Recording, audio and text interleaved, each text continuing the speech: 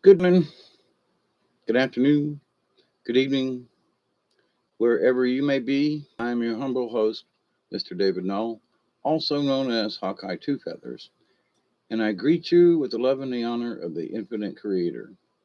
And I continue to pray each and every day that each and every one of you will continue to learn how to accept and receive the knowledge, the healing, the wisdom, and the many, many blessings in the universe. So with that, it is 12:51 a.m., 73 degrees and clear in Southwest Georgia on May the 18th, 2022. So I hope you all are doing as well as possible in whatever neck of the planet you live on. And hey, Chloe, and hi, Barry.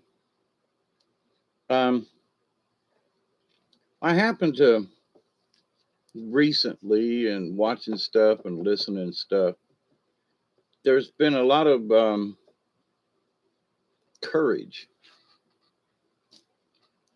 the discussion of courage, and the courage to face an evil spirit, um, the courage to do whatever it is, right? And so the two topics that seem to be like munching on each other is courage and fear. So if you're overcome by fear, it's hard to have the courage to go on. And all types of stories, the courage to climb a mountain, the courage to overcome adversity, pick a subject, there's courage in it. Well, life requires a couple of boatloads full of courage because we're confronted by little fears as well as big fears, little little incidents to, someone getting hurt and put in the hospital or some whatever it is, right? And I wish no harm on anyone. Um, but the idea, though, that fear can render you useless. And, I can't talk about other people per se, but I know that fear has kicked my ass a bunch of times over the years. And here recently, it's hot out. It's really getting hot outside now. And me and outside and the hot do not do well. So I'm already intoxicated with fear that, oh my God, I'm not going to be able to get stuff done now because, it's outside and it's hot. And that's true. It's outside and it's hot. And these things affect me. But being fearful of it, I caught myself yesterday. Now, it was difficult. I could not get much done outside yesterday. I got a project that's still kind of spread out in the yard, and I should have honestly took care of it. But I realize that every summer I go through this. So, but the fear there. Now, I got courage in both things. Heat really does affect me. It's not a lie. It's not some kind of thing. So it's a true condition of mine physically. So there is a fear of myself of being taking a walk, and like the other day, and I got down to the river and all of a sudden I got flushed and I realized, oh my God, I'm a quarter mile from the house. Nobody knows I'm here. And I just had one of them drop to one knee kind of things, hanging on to a tree, going, "Oh man, I need to get to the house." So I had to ask my spirits, like, y'all get me back to the house. Um, um, I wasn't overdoing it, but for my own body and my own whatever, I had overdone it, and it just came on just like that. So there's a fear of that for me now that it's summertime. So, but there are many fears. All right, that's just one vague. Well, it's not vague. It's very real for me. So, but in dealing with the fear, I have the courage to think of some other way to get certain things done. And it's like, well, it's 92 degrees outside. Oh crap! I don't want to go outside. It's going to buy. And my little brain goes through all these things and convinces me I can't go outside. It is too hot. Versus maybe I should do little projects during the day. And in the summers past, I go into second shift mode where, I look at the outside until it's about 3 o'clock. And when the sun behind the trees enough and there's shade in the yard and the temperature has dropped. Now, not the humidity and not the buildup of heat that's in the yard, but so the last couple of days, I don't even want to go outside. I'm just talking myself and not feeling very well. So today I was like, I can't have another day like what these last two were, because it's hot outside and the humidity's up. So I'd already convinced myself. Holy crap, temperature's not over 90. Oh, anything over 85, I'm like, holy crap. So I had to have the courage in my own brain to go, Dave, stop this mess right now. We always, I was going to say hate, but I always dislike the summertime in that I have to deal with the heat and humidity. So for the next couple months, I'm just going to have to like kind of ride it out a little bit, right? But also, I can't give up on projects. I have to have the courage to figure out another way to do it. So if I, stay up all night and I got lights outside, I got lights in the shop, I can light this place up like a football field, pretty much. Um, and I've worked late at night with carnivals, tearing down rides and stuff. So I'm not uncomfortable with working in the evenings, and it's much cooler. And I don't have to worry about any kind of radiation that is absolutely here now with the higher temperatures and the high UV issues that we're all facing. So, but I have went through, and I'm sharing this today because it's like, man, I had to have the courage today to say, nah, you know, so it's 90 degrees outside. I'm just going to walk slow, stay in the shade, and not get in a rush, and then just come right back. Because Duggar and I make a trip up and down the driveway at least once a day. And yesterday, I couldn't even make myself go up and down the driveway. I was like, oh. And so today, I was like, that's pathetic. You can walk up to the mailbox and back. Yeah, well, it was hot. And I really didn't feel well. But to the point, though, I didn't really feel well today, but I got the courage up and said, nah, I ain't having another one of these. Nope, nope, nope, nope. So I have to have the courage to go, come on, Doug. Come on, Doug. Let's go for a walk. He's like, what?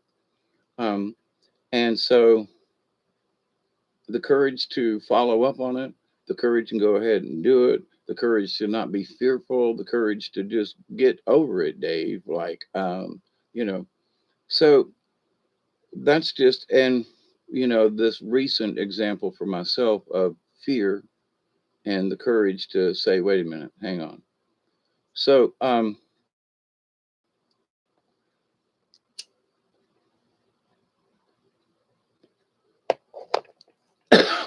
what do we do about it? Well, for me, I'm having had lots of practice with this. Yesterday, for whatever reason, I just kind of gave in, you know. And today I was actually, I had decided late last night, I ain't having another one of these. I ain't having another, well, it's time to go outside. Bambi, Pambi, Mopey, and Bopey, And Delaney says, hi. Love you, Miss Pearl. Um, and greetings, everybody. Hope you're having a good day. And, prayers and wishes and stuff that, we're going to get through this. The amount of fear that they're pushing now on YouTube channels and the different, wavelengths of media that are out there, radio and all this. It's all flipping doom and gloom. And we think it's really bad right now. Well, there are a lot of issues with delivery and stuff. And I've mentioned this before. If you're worried about, where you're going to get food or meat or whatever, start looking around in your neighborhood and start looking around in your neighborhood, you know, for this or that, or somebody who goes out and buys their own produce for their store or their thing or whatever. Maybe there's, this is the time of year down here where folks are going to be putting up stands on the side of the road with fresh produce or whatever. Go to the farmer's market, and check in with people. Find a local grower. There's somebody is growing stuff in and around you. It might be 20 miles, it might be 50 miles. But here's the thing, I know gas prices are up and all that. But if you will, that's Duggar growling at the cats. There's one particular cat he does not like, and he can smell that thing from across the yard. But anyway, with the window down, and anyway. So, but, I read another thing on the news today. You know, Putin and all these bodies and everybody that they're talking about, the next nuclear war, and that who's going to push the button, and is it going to come from Korea or China, or is Vlad going to go crazy and push the button on us? And I mean, but that we're going to have nuclear war, that we are positively going to have nuclear war. They are pushing this issue, and we just got to say no, we ain't. No, they ain't. And if they are stupid enough to push the button, then we'll just have to worry about it after the fact. But to worry about it, these folks, they want it. They want a nuke attack. So they want somebody to push a button. He ain't little Chloe, but that's another. So, and there's some folks who are being terrified of this. And I go, you just can't worry about this mess. You know, they're trying to play at our heartstrings. They're trying to play on our emotions. And here's the thing, there are people have to have enough courage. Hey, Scratch, how are you? They have to have enough courage to see through some of this and go, where do I live? Well, and if somebody was going to nuke us, where would it be? I'd say Washington. I don't live near there. Now, there are folks I know that do live up there, and that could be a scary situation. I'm sorry about that, but I still don't think anybody's going to pull that trigger because it would just be absolutely, beyond stupid. Doing as best I can, Scratch, But some days when you're really cranky and I have chronic back issues that could use an operation, and I'm scared to death to try to pursue that. In that, I've had 3 operations on my neck up here, um and I still have issues, but I'm able to deal with them. But to go in and have them screw up my lower back worse than it is fearful to me.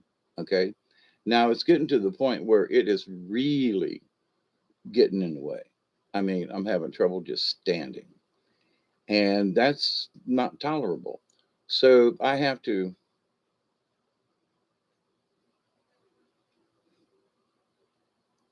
Kin is, or is that an M? I have to put my glasses on. Old age will.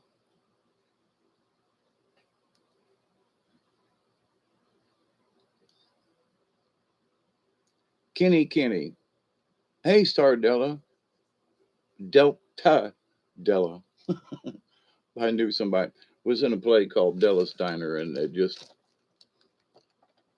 So it's good to see you all. So many people, as you probably all know, um, I go. I made my promise to my spirit guides and to Mother Mary and to the universe that I would accept my duties as a watcher, as a watchman. So, I peruse a bunch of news every day. And sometimes all you have to do is just scan the title and you go, holy crap, what are these folks up to? Right.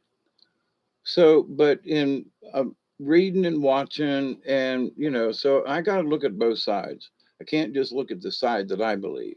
I got to see what they're talking about on the other side. So we have to have the courage.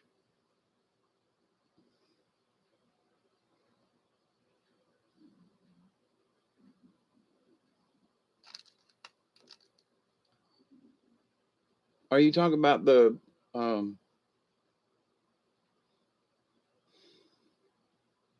the eclipse of the moon? It was interesting last night. And also, for those of you who may have watched, the moon is really low in the sky. And two full moons ago, it was straight overhead. I mean, straight overhead. Now it's really low in the sky.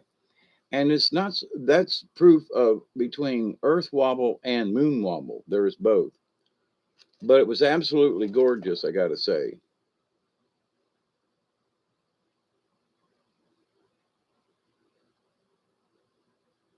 Yeah, it was huge, Chloe.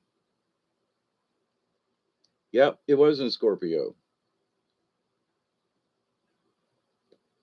As a matter of fact, I can see the full moon barely through the trees because it's so low in the sky down here.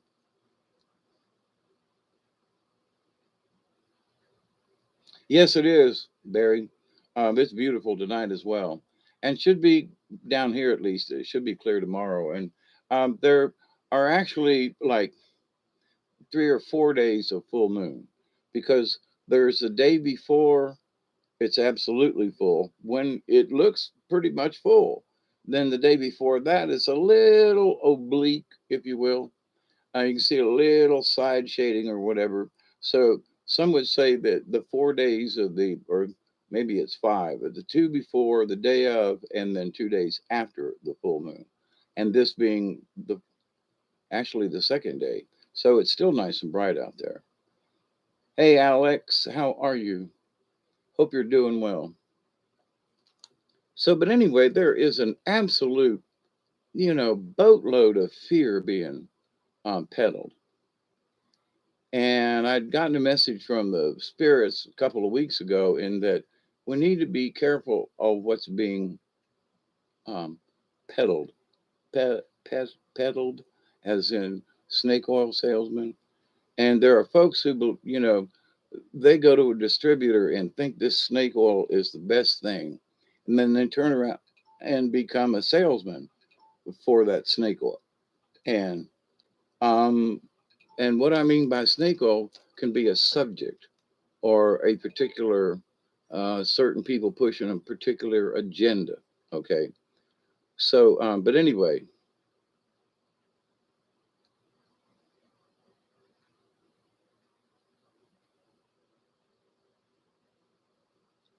yeah, the moon energy is strong. I'm a shamanic healer.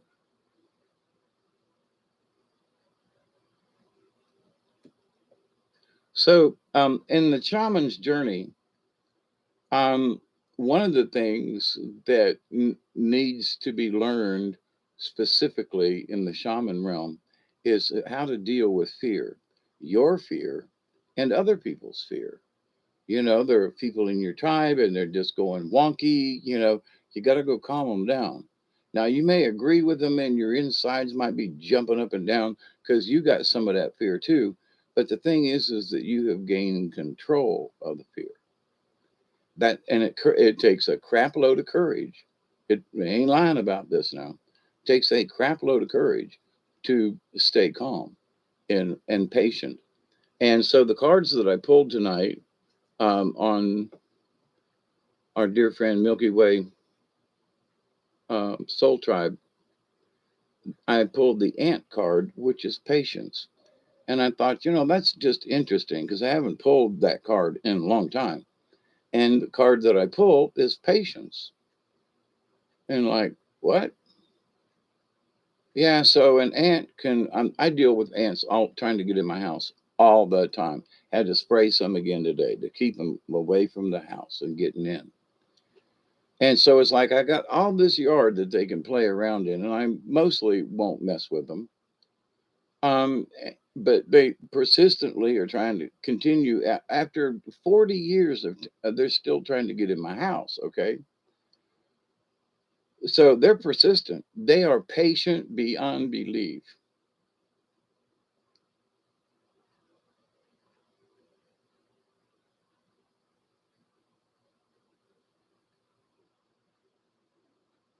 Yeah, keep at it, Barry.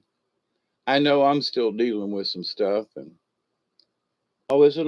It is 111, and I live near the highway of 111. Just saying. But anyway, um, so anytime I see 111, I think, wow, that's in my neighborhood.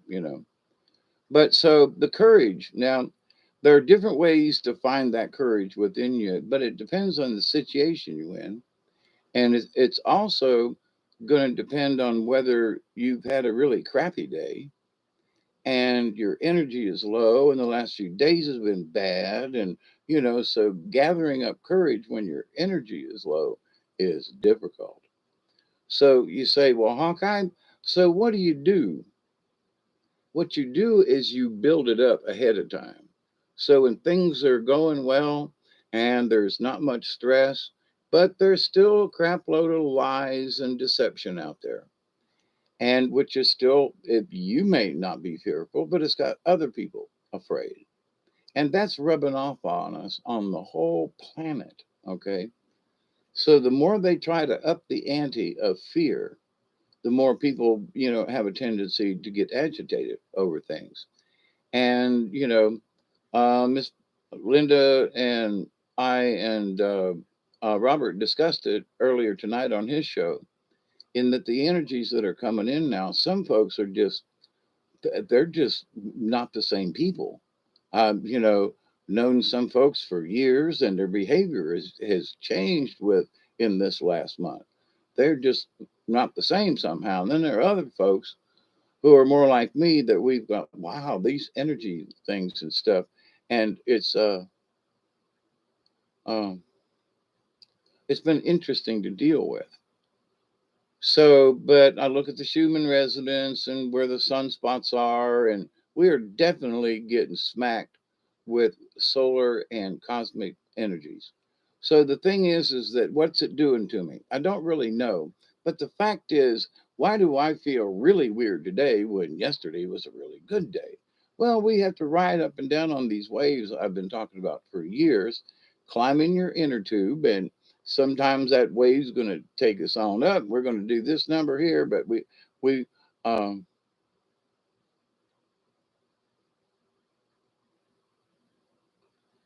um, okay, Isby. Um, so the interesting part of this is that there are a lot of things to have courage for.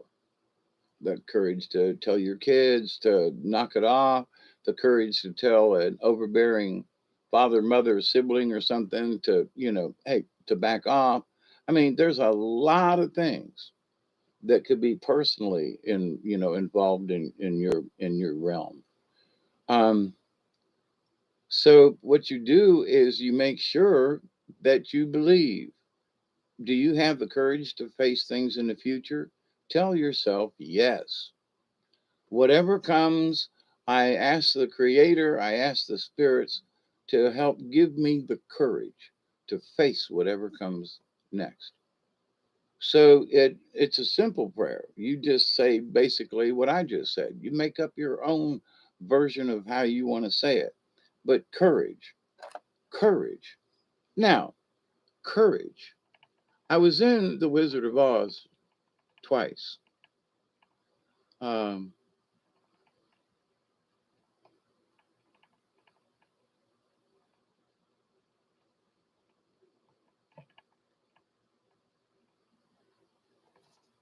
Hang on a second. I gotta open another window.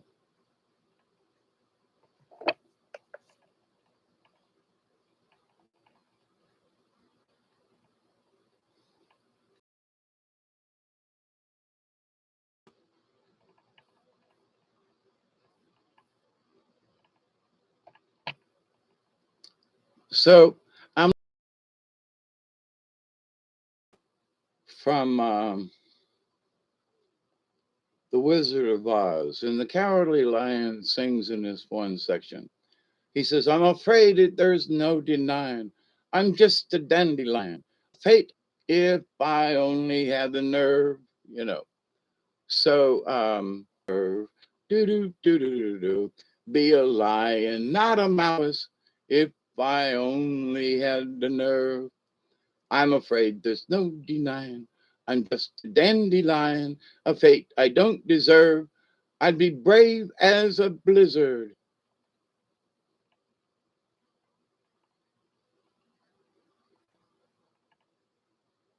If I only had the nerve, you know. So,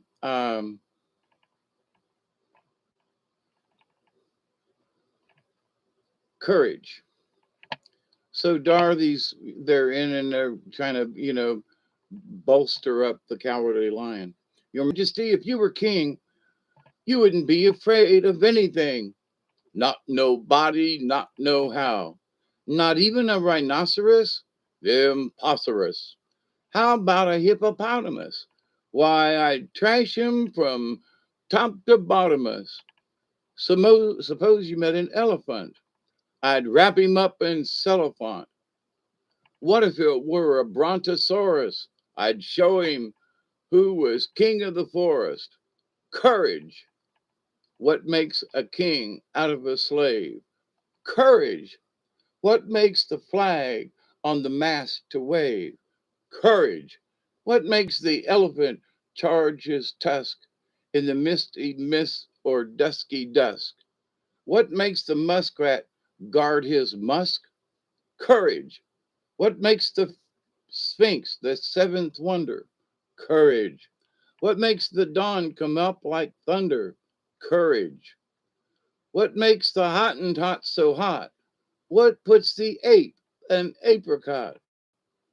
And what have they got that I ain't got? Courage. You can say that again. So there are a lot of, um, the cowardly lion. Yep, rough, rough.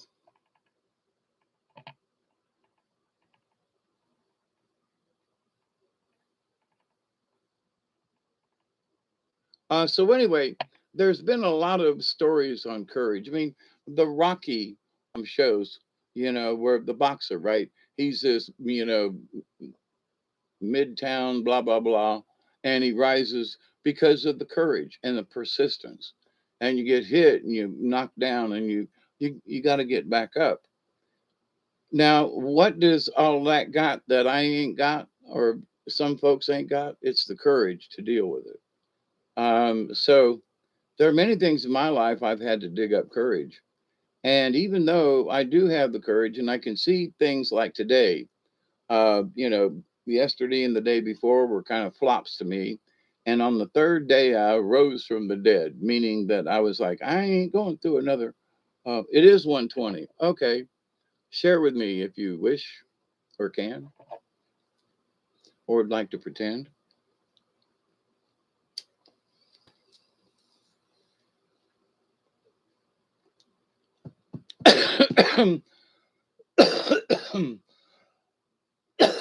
Woo. That one was a very good one. Woo-hoo-hoo. So, but I've been doing the anime thing now for a while, and there are several of these programs, shows, whatever. They deal with courage, bravery. Well, if you're going to be brave, it takes courage. If you're whatever it is you wish to pursue, it takes courage.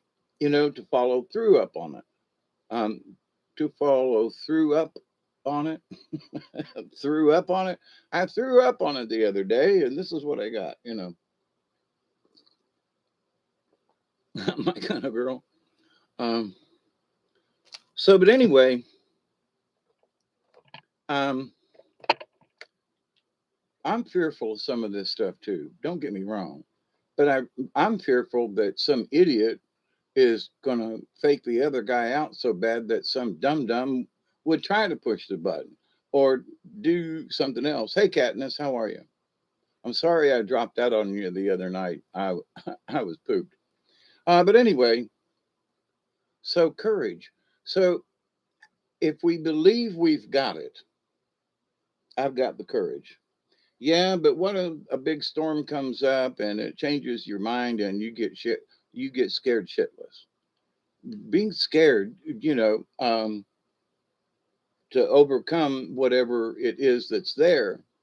You know, there have been times when I have handled lots of different situations. Some I would rather not repeat.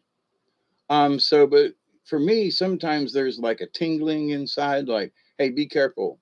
Uh, Thinking of being down on the river and water and rapids, and I mean, in that. But there's also be careful with other things. Uh, if I'm working under my truck, make sure that there are blocks under the wheel so it don't roll off the ramps, or just there's stuff right to just be careful with, and you should follow through on.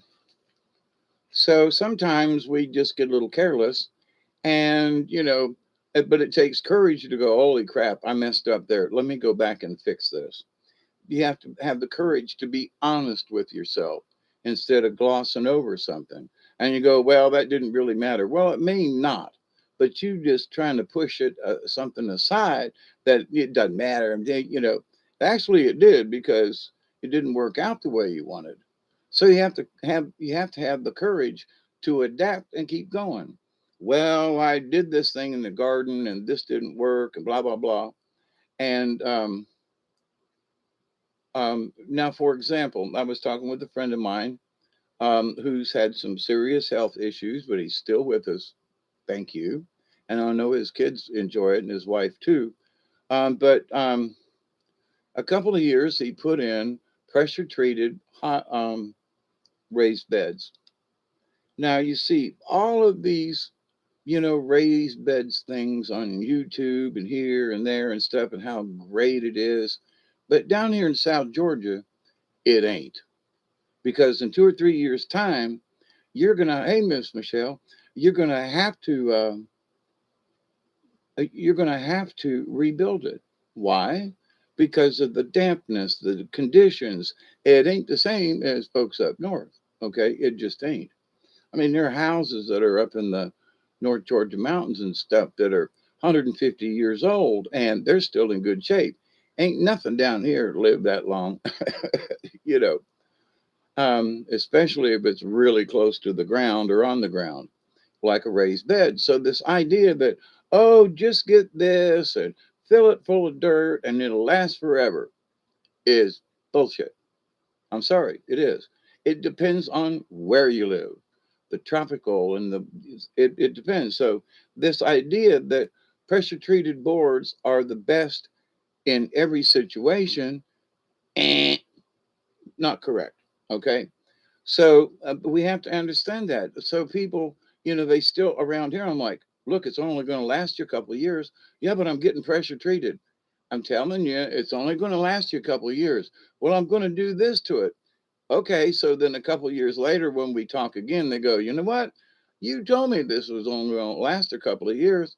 I'm sorry. It's the humidity, it's the temperature, it's the ground, it's the everything. Stuff don't last that long when it's in contact with the dirt, pressure treated or not. Okay, I've got poles and things that I built my chicken pen with, and it's pressure treated poles that I used, and they've been eat off at the ground. Anything that's at the ground or below is gone. You go and lift it up, and you go, "Whoa, what happened to that?" Anything above the ground still okay. So, um, there's a fear that, well, we can't do this or that, and now what am I going to do because I spent all this money on these raised beds? I can't afford to do it again. So our beans are dying in this sand. Yep, I would bet that. You need to mix some better dirt with it and Just go to a place where it's a little boggy and dig up some of that dark, rich dirt and mix it in with it. Or get a bag or two of potting soil and mix it in with the sand. But yeah. Um,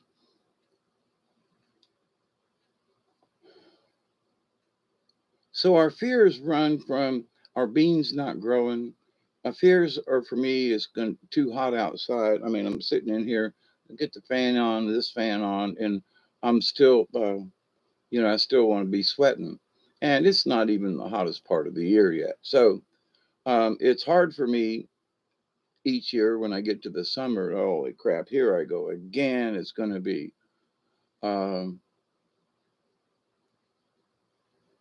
it's going to be this, it's going to be that.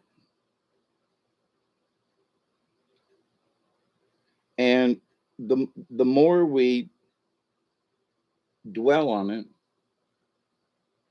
the more likely you'll manifest it, right? So we got to stay out of that chaos. But what's our best defense? It's a good offense. So if you will focus on the fact that I'm not asking the good Lord to be throwing stuff at me, um, that you've handled everything up to this point and you've learned from previous mistakes, lessons, or maybe not mistakes. I mean, maybe you handled something really well. So you've got that under your belt. But the thing is no matter what you or me or whoever, we have made it this far in life. Okay. So we are survivors with that. So stick on the positive. Well, Jesus, I don't know. That was so bad, but I'm still here. Blah, blah, blah, blah, blah. But you're still alive. You made it. Yeah, but it was difficult. Okay. Life is difficult for a lot of people. Just accept it. Yeah, but I wish it were different. Okay. So when you see the opportunities arise, then do your best to take advantage of the situations. But and I've sat around and complained a lot over the years, so I was really good at it.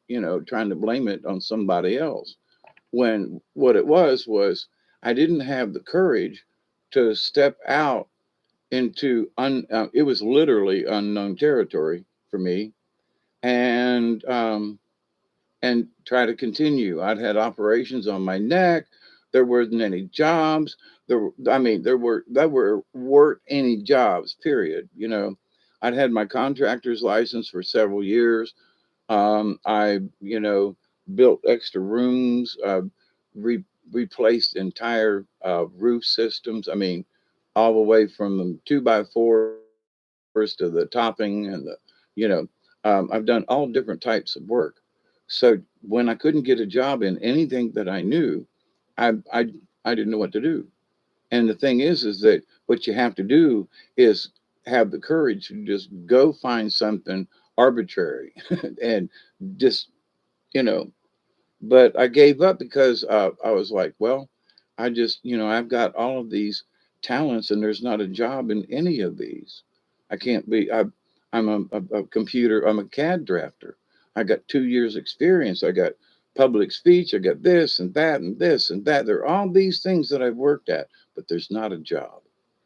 And I freaked. A lot of folks are freaking now but now there's more jobs available and the pay is a lot higher than it was back in my day, but people are just like, I don't know. Well, you can work at home. Okay. Well, you can do this. Okay. But you still have to have the courage. You still have to have the chutzpah. You still have to follow through on it. Is it there? Sure. Can you make it? Up to you. Because you have to have the courage to extend yourself to go there. You know what I mean? So everybody's got their own situations. Some situations are similar, but every single one of them, no matter what the situation is, requires the courage to do it, requires the tenacity within yourself to say, look, maybe you're not very good at something, but you're going to give it a shot anyway, you know, because it needs done or whatever.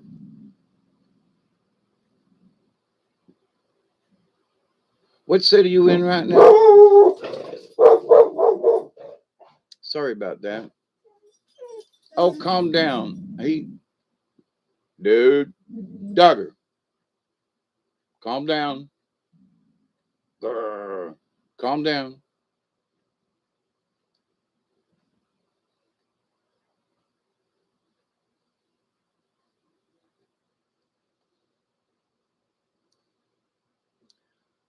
Sometimes, Isby, you can't avoid being around negative energy.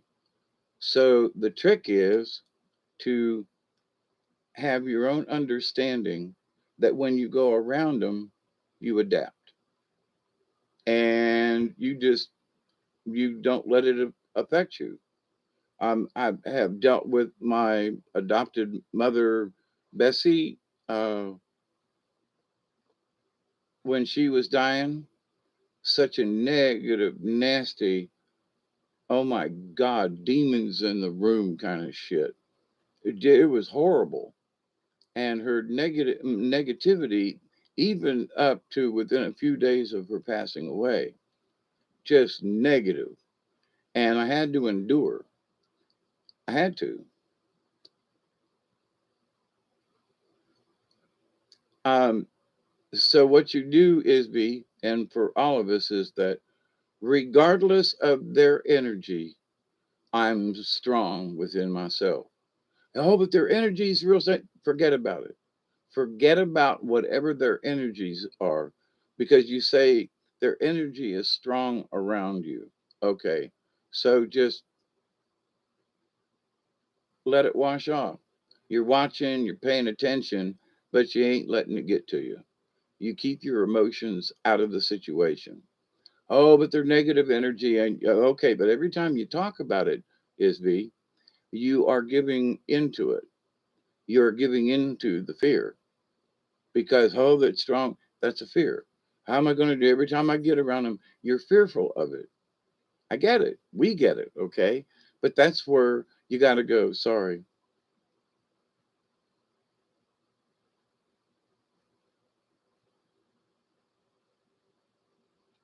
I agree, Chloe. And we talked about it at the end of that show with Robert earlier this evening.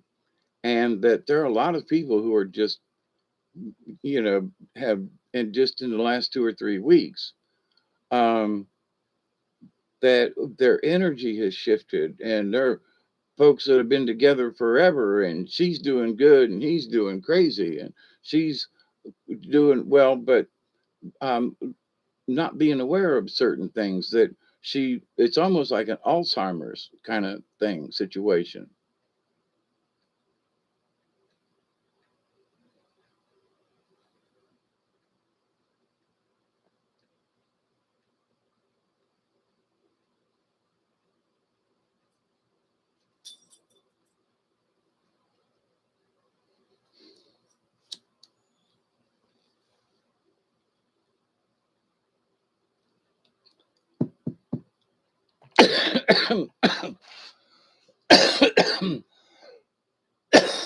So this one story I was listening to, this sensei was telling the guy, hey, that way, um, that you got to be brave to have courage, but it takes courage to be brave. And the young kid was like, well, that sounds like double talk. Well, you have to know that um, if you want to be brave, then you got to be. Well, what makes you brave? Well, every situation. And so one's not better or another, but you have to make decisions all the time. Like I've got parts to take my gas tank out of my truck, but the last couple of days I've been running it, it's been running like really well. I'm just like, shh. So some of the other things that I did to it was like I put a crap load of injector cleaner into the system with very little gas. So, and the other day it just kind of broke loose and started acting right. So I don't know. I still have my fuel pump, but it requires dropping the tank and all, and I'm prepared for it. I am. But wait a minute. If I don't have to do it right away, there's some other stuff that I need to take care of more right away, like my rear brakes and my front end. So if I'm going to spend time on working on something, maybe the gas tank can wait just a little while.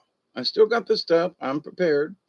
But I might actually should, take care of some other things if this situation stays the way it is right now. So, but so my fear of, well, I don't know if this is going to work. Well, should I do this now or should I work on this project? So there are, even though I shouldn't be stressed over some of this stuff, I'm not really, but I do want, well, should I take my truck down? And I mean, like take it down, and then I ain't got a way to go, and I'm almost out of milk, and maybe I need to go to the grocery store tomorrow and look at this, how the weather's going to be, and then maybe do it, or maybe just wait till next week. And I should work on some of these other issues and some of these other projects at the moment. And if my gas tank, if the fuel thingy still acts up in this next week or so, then I'll put it back at the top of the list, right?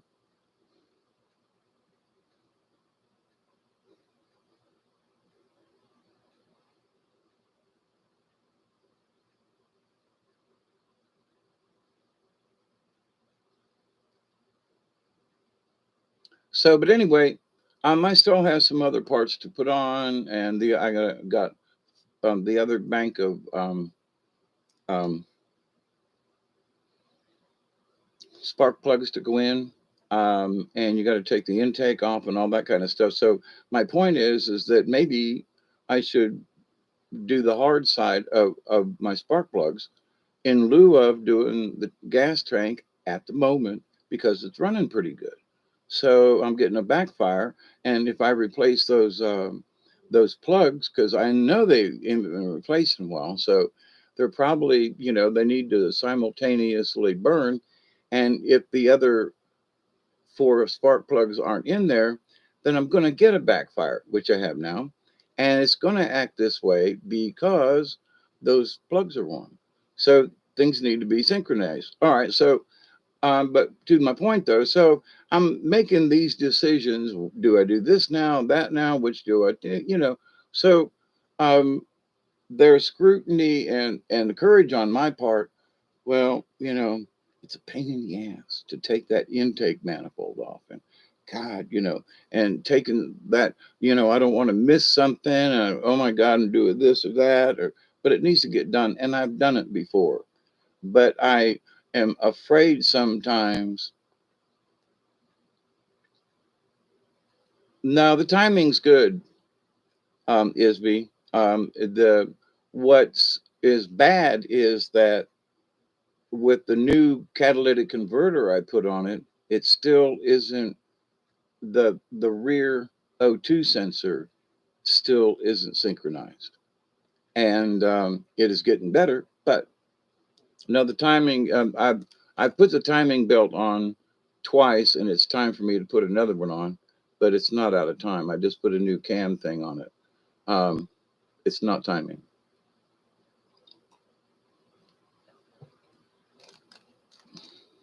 But to the point, though, um,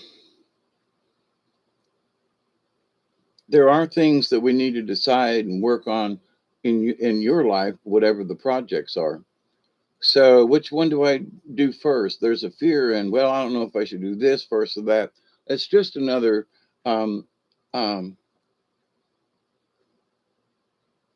it's just another small example of what do I do first? What do with this? So there is a stress in that because if I make the wrong decision, then I got to suffer the consequences of it. And my truck and this. Okay. So, but there's the fear of what if I take the gas tank out and I have a problem with it and I can't get it fixed. And now my truck is up on blocks. I can't drive it. Now, now what do I do? So there's fear in that. Absolutely. But I have to have faith that all the other times I've worked on it, especially here lately, that if I do it correctly, I've got the right tools, then it should be not be a problem. You know, Even if the new one doesn't work properly, I can pull it back out because I got the stuff and put the old one back in because it is working now. Replace it. If I got to go through that, well then okay. But I can't be fearful of it. But what if it doesn't work and I have to take, because I've had to replace a few things and take them back because it didn't work.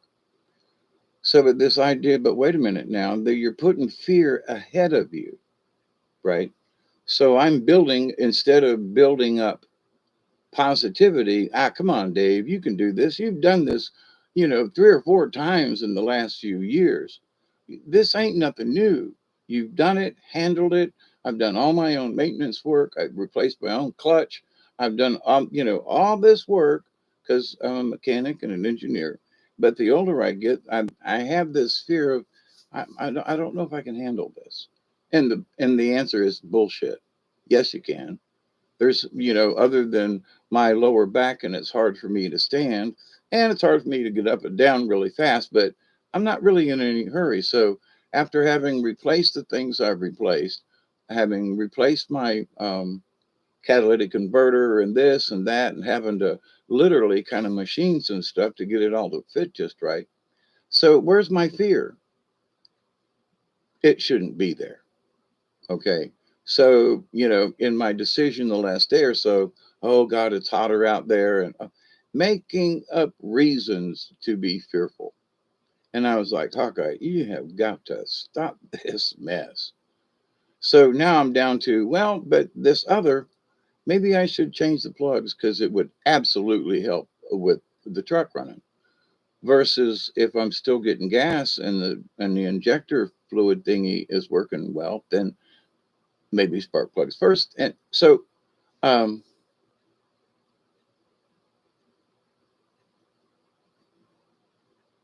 it ain't the timing. It'd be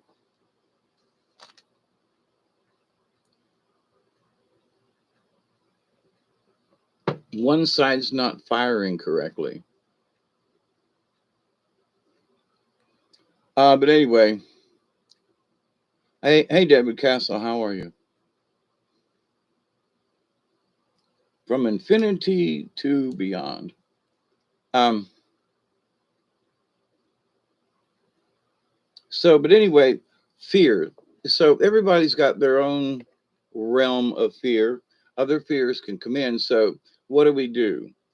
Before they come at us, we acknowledge to the universe. I know there are times I'm going to have on call on the creator, call on my spirit guides. To like the other day, um,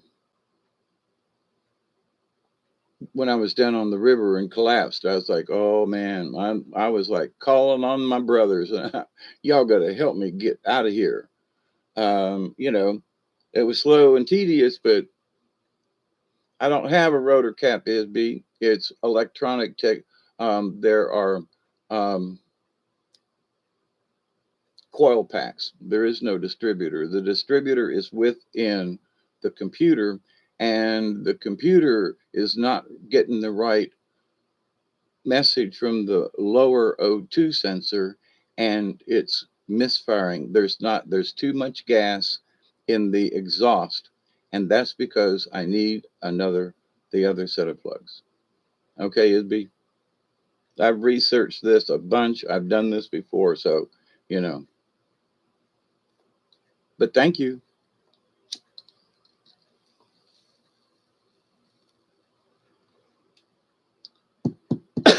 I'm sorry. I already replaced them, Isby. That's why I know it's not the coil packs and it's not out of time. Been there, done that.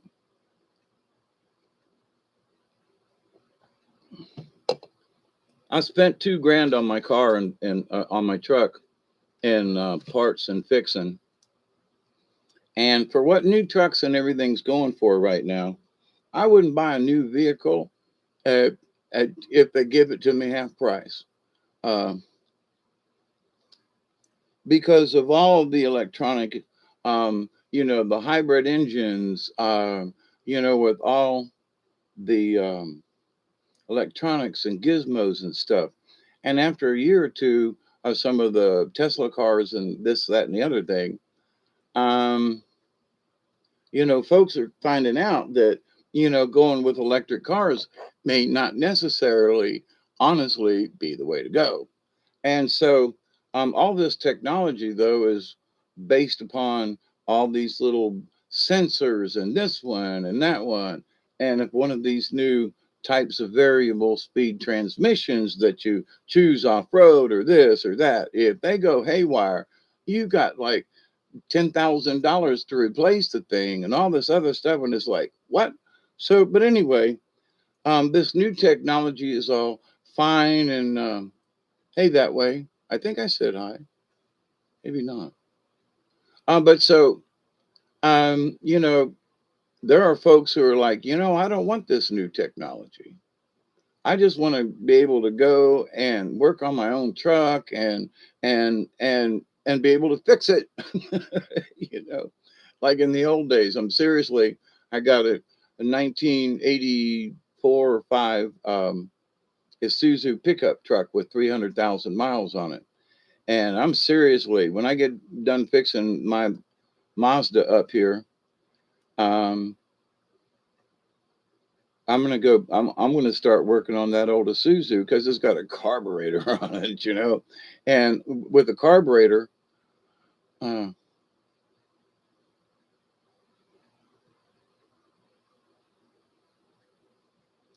um, it does have, a rotor and cap and all the old stuff, and the um, it's different. But here's the thing: you can get inserts on the rotors to make it semi electronic, and they had that for years. But to be able to just sure enough, fix something really simply, go out and adjust your carburetor, and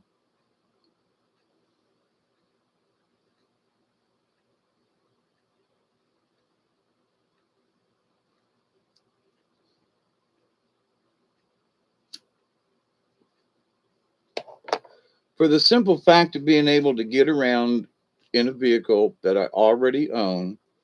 And I have rebuilt several of those Isuzu motors over the years, not mine. But even if the block was locked up or something, or if it actually needed some heavy duty work on it, um, it would be worth it because my truck's paid for. And for what new vehicles are costing, and for what the high rate of buying a used vehicle is, I'm just going to keep fixing on the vehicles I got, because they're already paid for. Versus something, and my credit score is really low because I've paid cash for everything these last many years, and everything's paid off. I don't owe anybody anything except Bale Mercantiles, where I bought some more pipe because I won't be drilling my well in the backyard soon. Um, oh wow! But to the point though, where I would have spent, even getting a used car for several $1,000s, then I'd have to worry about what was wrong with it. If I got a truck sitting in my yard up there, I know what's wrong with it. It's going to need new. The tires on it, are still in good shape, but because they've been sitting still, they may wobble or what. But for getting back and forth to the grocery store and picking up stuff, here to have a spare vehicle, not necessarily one that I'm going to drive to Ohio and back or whatever, but a vehicle that I can depend on for around here. Absolutely, I'm going to fix it. I could even run it because it's got a carburetor. I could even run it with some of these newfangled things like the HO water, where you put this little thing in there and it creates hydrogen and it goes in. I could do that with my Mazda. I can't do that.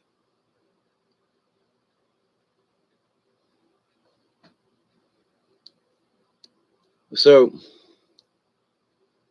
but anyway, to the point though, um, there are so many weird things going on with these new vehicles and things and stuff. And I don't want to buy into it. I'm sorry.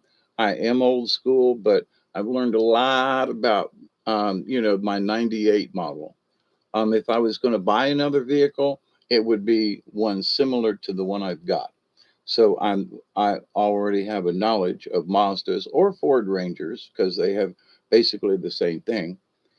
And so that because my thought was, if I could find a Ford Ranger or a Mazda with the King cab versus the cab that I got now, and the price was reasonable, I would buy it because between the parts I would have with my truck and that one, my knowledge base and everything, but and that extra little space in the back behind the seats, yeah, buddy.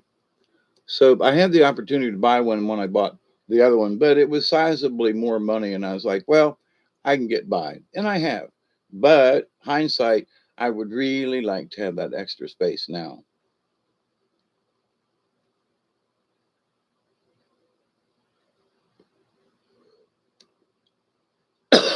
So anyway, um, but so there's fear in that for me that, am I going to have a vehicle? Well, I got them. So where's my fear now? Can I fix them? Well, I'm just going to roll with the punches on that one because I've been able to fix things in the past. Why not now? There is no reason. I'll work around it. I'll figure it out. And it'll be a learning experience after all these years, to figure out some of this stuff. But anyway, so fears of gardening right now are on me because we need more rain and we got some showers the other day, but we really need some more rain. My biggest issue is the things I want to do. I don't know if I have the strength to do them. I did some weed eating out in the yard today, right? And that, which is my lawnmower. And I couldn't push a lawnmower even. Now I have looked at some self propelled, but um, a reliable car.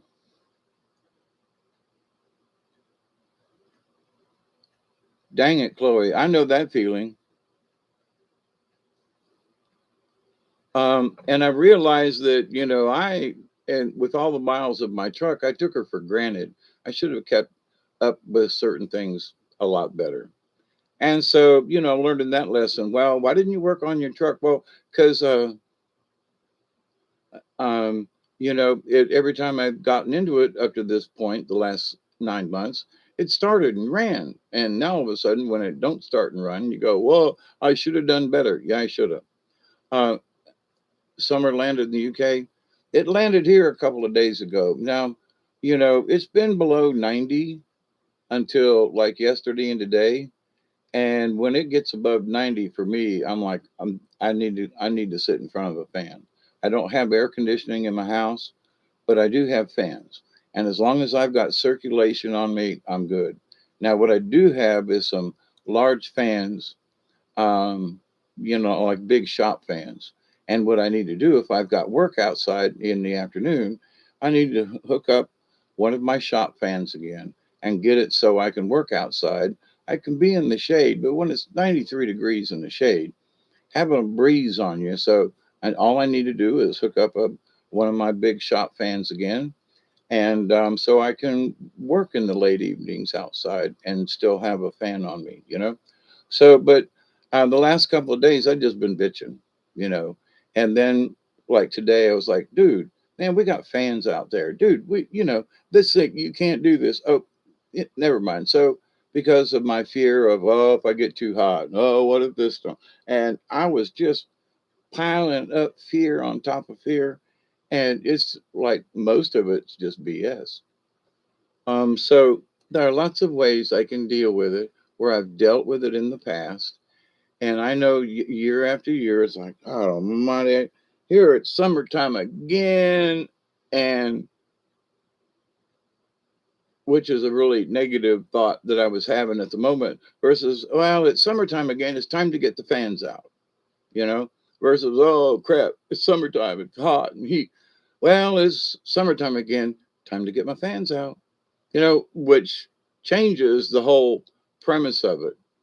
It's going to be hot. I know it's summertime. I know it. I realize that. But time to get the fans out so that I'm not traumatized by the heat. Okay, time to get the shop fans out.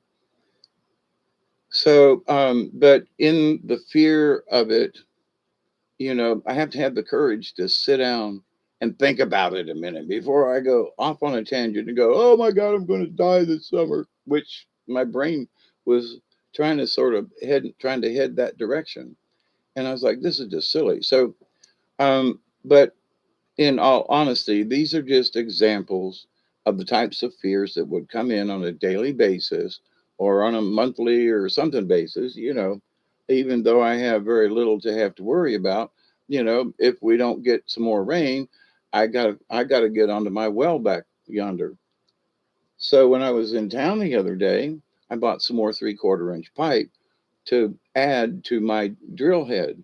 So my fear of, well, what if I run out of water? Well, I got this well started. Well.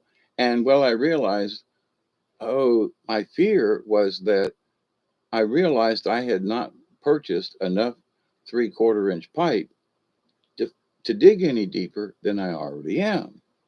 So I fixed that because I bought, let's see, 14 more feet of pipe. 2 3-footers and 2 4-footers, and I'm already down 9 or 10 feet. So if I go another 14 foot, that's 24 foot total, and that should really get me down where I need to go. So but to the point though, if I need to get another length or 2 or 3/4 inch, I will know by the time I use up what I purchased, right? So anyway, so my fear is, well, what if this and well, now I got the pipe. So there was a fear in there that I wasn't aware of. Why haven't I drilled on this? Because I didn't have enough pipe. Oh, I took care of that. So now is I have to get the courage up to go ahead and start adding pipe, start drilling again, and before um, we're supposed to have a 70 to 80% chance of rains coming up this weekend. It looks like we're going to get some good rain and good coverage. So that's good. But still, in the meantime, I need to follow through on this project that's 2 years old, and I need to finish drilling. I need to quit being fearful. You know, well, what if it doesn't? Well, what if? Well, here's the thing: if I come up with an issue, my issue up to this point is that what if when I put all the couplings together, um, it unwinds itself, or I lose the drill point. And the thing is that if that happens, or if it looks like it may happen, uh, well, Isby, if I get this well the way I want it, I'm going to put a pitcher on it. I'm going to put a pitcher pump on it, but I'm also going to have there's going to be a side to it that I can put an electric pump on it as well, and I could also do um, 12 volt. The thing about the depth of water in a well, you've got to be able to get it up past a certain point.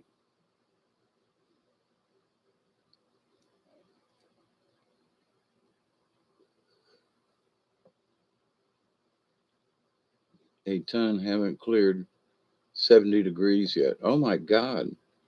Is that where you're at up in Washington? I had a friend of mine that we did theater together and stuff. And oh man, it's some kind of valley over there in Western Washington. No, that'd be Eastern Washington. Yakima, that's where she was from. She lives up around Seattle as far as I know still. But anyway, um, but to finish drilling my well and getting it down. I do have most of it.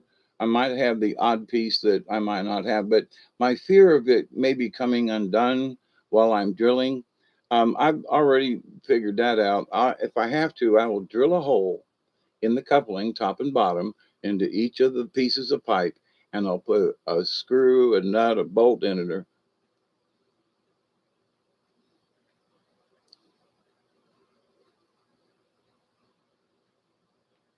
A hand pump um, will only pump because of gravity down to a certain depth.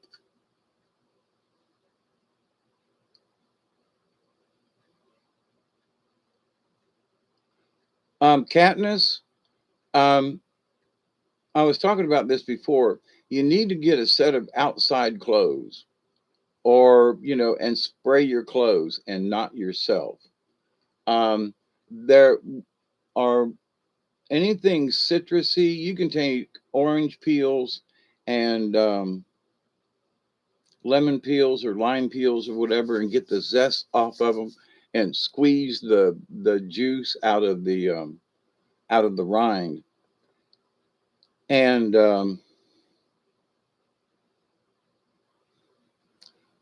mix that in with, oh, it's at night when you sleep. They make these little battery powered, they've even got one that's solar powered, a mosquito zapper. And you could put it somewhere in the room. Not if you put it near you, then the mosquitoes are going to be drawn to the light and the CO2 in your breath. So, but you can get one of those little things and put it somewhere in the room, and it'd be a nightlight too. But that zap them little suckers. That's one way at night. The other thing that what the old timers did in the way old days was when the sun went down. Hey Tracy, how are you? When the sun went down, they would go into the houses and smoke the houses. The old timey windows, the sash had an upper one and a lower one. Well, they would put them both together, and they would literally go through the house with smoky smoke, and drive the mosquitoes out of the house. Because back in the old days, the pioneers didn't have screens, so they had to tolerate bugs, but they chase them out with smoke. And down here in the swamp, and other places too. But I talked about it on the show tonight with um, Milky Way Messenger Tribe Soul Tribe thing. Anyway, um, that when we're down in the swamp and going to be there for a while and sitting, then you build these little smoke fires, two or three around, at least two, and maybe a third. Oh yeah, they do, Tracy. They do make those um,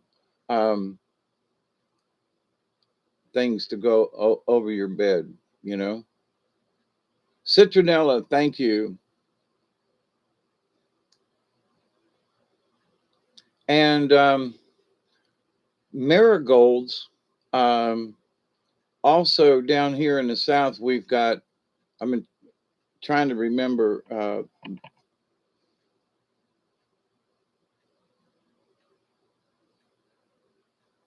I got a bunch of them. I cut them down.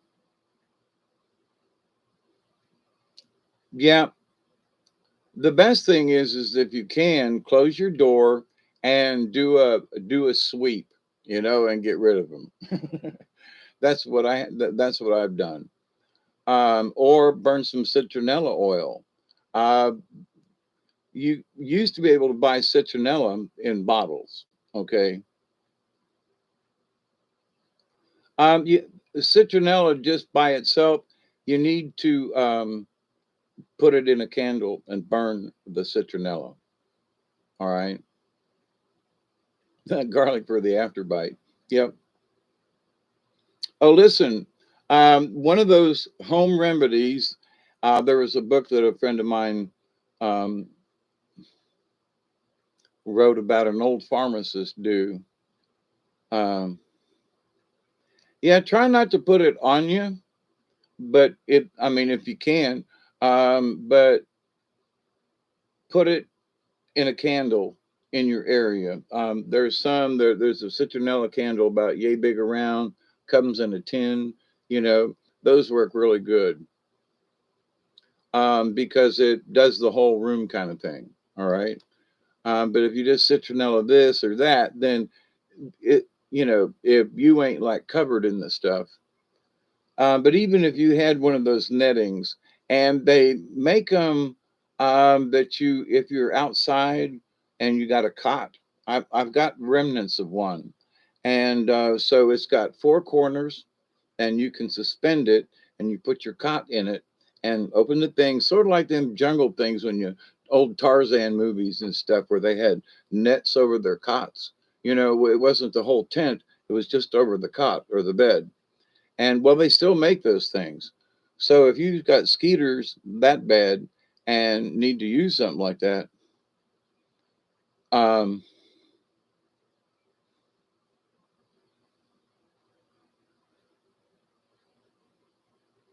so Katniss, that's one of the things that I would do. Also, scouring the room and closing the door so that once you have evicted any of these. Now, here's something that I use a lot, especially over these last, I don't know, 5, 6, 7, 8 years. I mix up, I take an old spray bottle. Okay. I got bunches of old spray bottles. I use them for different things. But I have learned, the Tommy Bass was the name of the man and book. But for insect bites and things like that, after the fact, a touch of ammonia. And people say, what? But and I've talked about this before, but smelling salts is ammonia. So they crack it under your nose and wake you up. It's ammonia. Now you can breathe in too much of it, but it's actually more native to our body than any of these other things. So you can take a Q-tip and pour a little into the cap of a bottle, the bottle cap of the jug, and take your little Q-tip and dab it on like anything else, and hopefully it'll burn, but it'll help take away, um, the bite and so forth. There's even remedies to where he'd take a half a teaspoon of not soapy ammonia, but ammonia, and half a teaspoon and dump it into a glass of water and stir it up and drink it for headaches and other things because the sniffing of it of ammonia, and I've got several gallons of ammonia in different places around here because if I get bit by a stinger or a wasp or something, I go straight for the ammonia, you know. Um, so there's one each door, and there's a couple of the bathroom kind of thing. I think there's even a jug of ammonia outside. Instead of using Clorox or bleach or anything that is harmful to the environment. Um,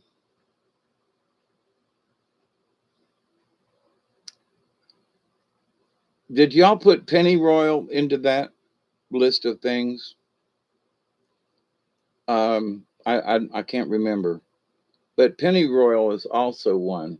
Um, Chrysanthemums, marigolds, if you plant them in the garden, they're supposed to help keep away other plants. So, and here's something else, Katniss. Um, Back in the day, especially when I was in the woods a lot, my intake of garlic was, I reeked of garlic. Okay. Now, for me, you know, I wasn't around much of anybody, but there were people who told me Dave, you know, you smell like garlic. I'm like, really? So I'd been so much into my diet, and that I was literally, eking it out my pores. But skeeters didn't bother me. I mean, they just didn't bother me, So, um, neem oil, yeah, penny oil, penny royal. Now down here, I'm still trying to remember these, um, all these bushes I cut down.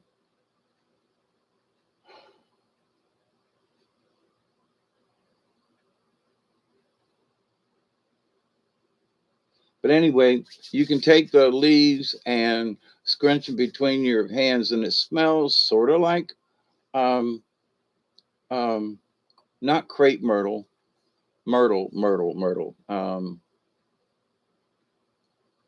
something myrtle. Okay.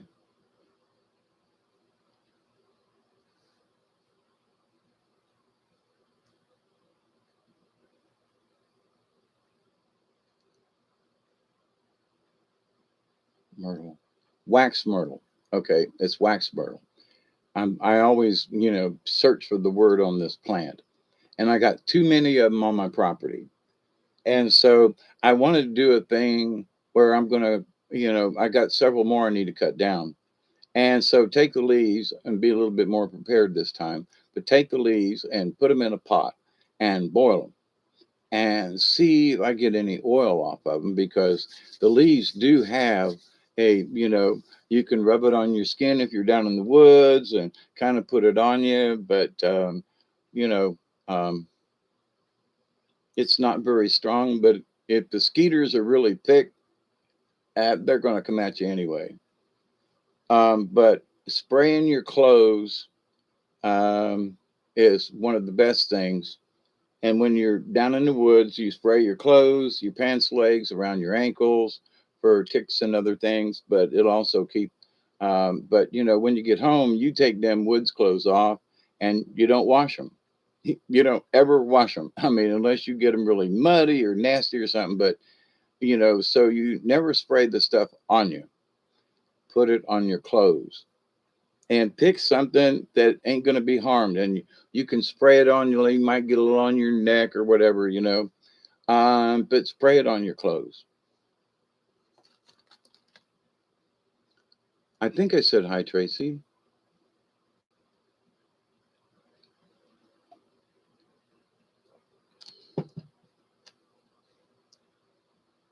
Oh, and something else.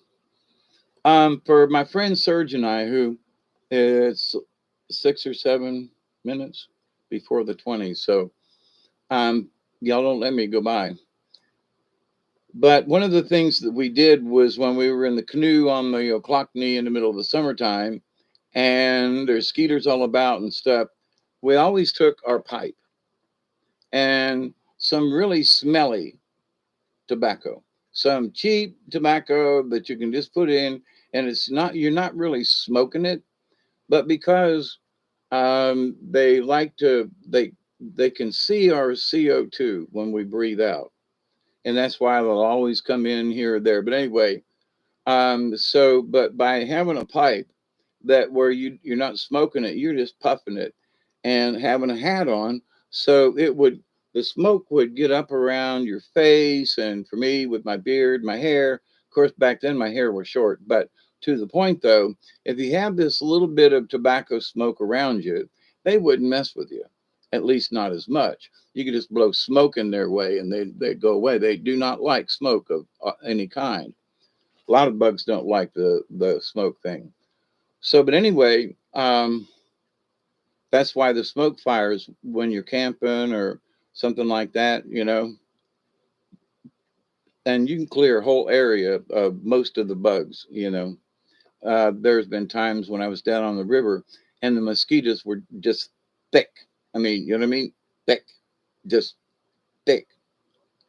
And within 5 to 10 minutes of getting the fires and smoking the area, there was the occasional mosquito that flew around, where before you had to do this, you had to almost swim through them. I don't know. I've never burnt dirty socks.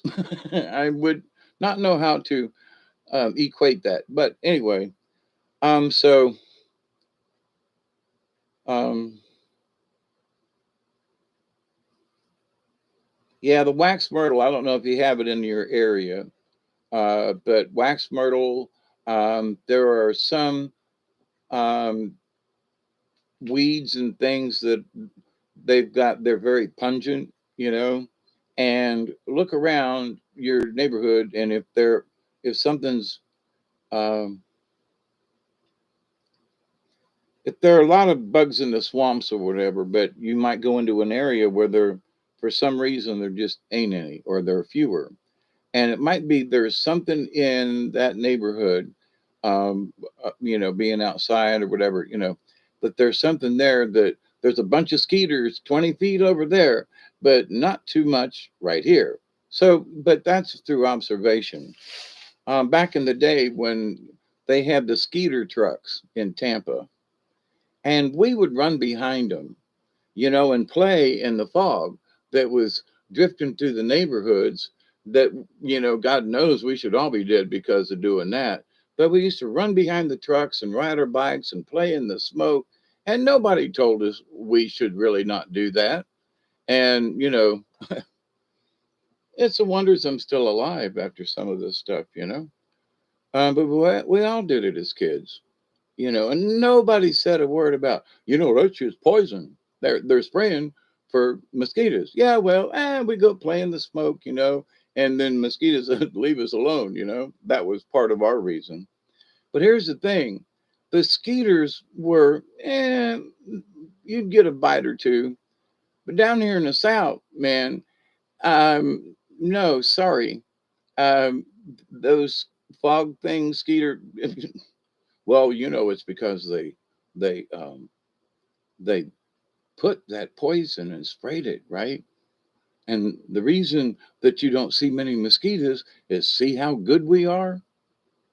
Eh, you know, eh.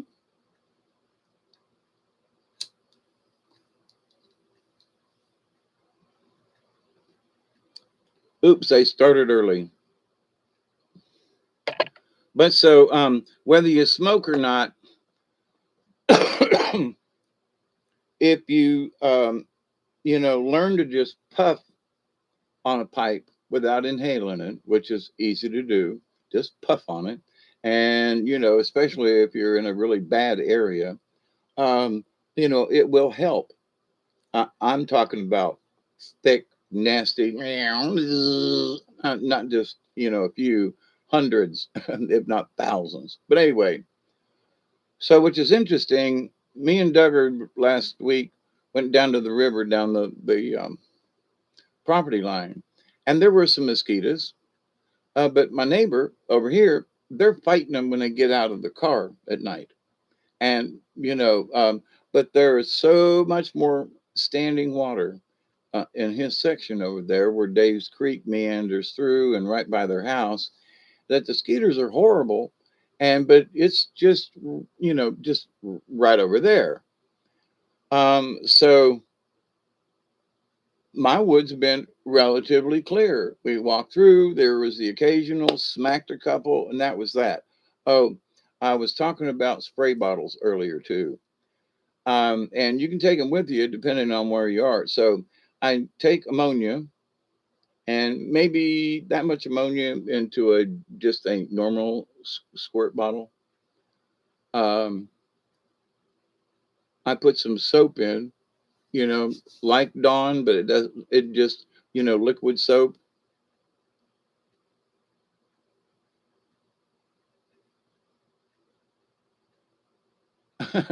That's good, Tracy.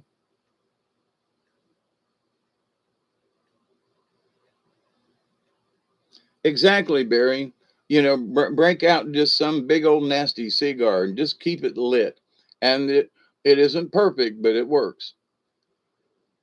Um, Cigarette smoke, not so much, but cigars, oh yeah, get a big old honky stinking one, you know. But if you don't smoke and all that kind of stuff, well, then resort to some of these other things. But um, staying with the squirt bottle, um, I've been adding a little bit more ammonia to the mixture because I didn't want to overdo it. But since ammonia is a natural producing, natural in the universe or on Earth, that adding a little more doesn't hurt. It actually helps. Now, here's the thing: the soap acts as it spreads thin and is sticky. Okay, and about you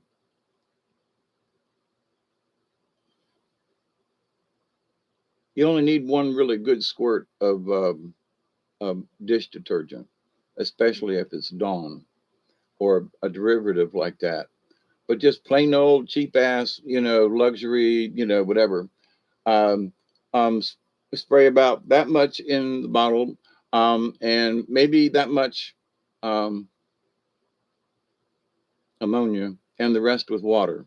and you don't shake it up. You don't want a lot of suds. And you put the spray not on stream, but on spray, mist. And so if you have, yeah, it's sort of like a Mad Dog 2020, right, Barry? Um, but keep it around you. So when the mosquitoes get in around you, you spray this mist around you. And if they're in and you can see them, you don't have to hit them, just get close. And the soap uh, will help the ammonia stick to their bodies. And the skeeters, as soon as that soap hits their wings, it drops them out of the sky. And the amount of ammonia that you put in goes into their bodies and kills them dead. And so this idea, yep, I missed it. I was early for the 20, but I'm gonna come in for seconds. So, but the thing is, and I've got one at both front and back doors. If I'm coming in and there are skeeters in my area, I stand still, wait till they come around and go, psh, psh, down they go, step on them. There's one down. There's another one. Psh, psh. You can get two or three at one time. And so if you're sitting outside, it's an insecticide of sorts, but it'll drop them. So, and the ammonia is actually good for the lawn and type of thing. But as a natural, what can I do? Mix at your house, ammonia, some dish detergent, and water, and a spray gun, or a spray bottle. It's very effective.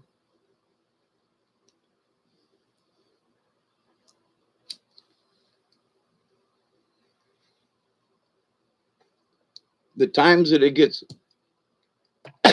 really bad with the skeeters, I go hunting for them around the door or whatever, and I'll stand still and breathe, and I'll kneel, I'll like crouch down, and if they're up above my head, they'll want to come down closer, and you just spray that mist on them, and they drop out of the sky, and lure them in with your tasty arm or a leg, and I have been outside and sprayed my legs, like if I'm wearing my shorts, like right now.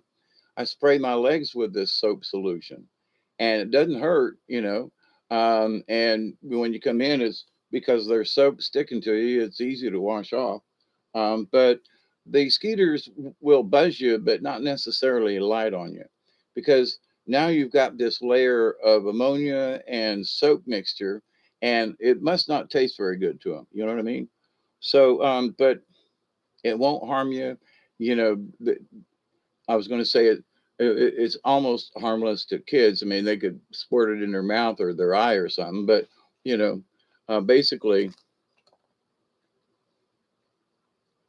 oh yeah, I have a couple of those actually.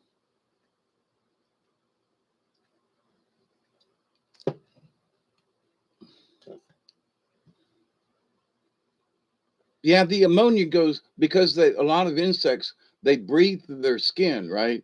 And so if you give them enough concentrate between the soap and the ammonia, it gets sucked into their pores, and they'll drop right down.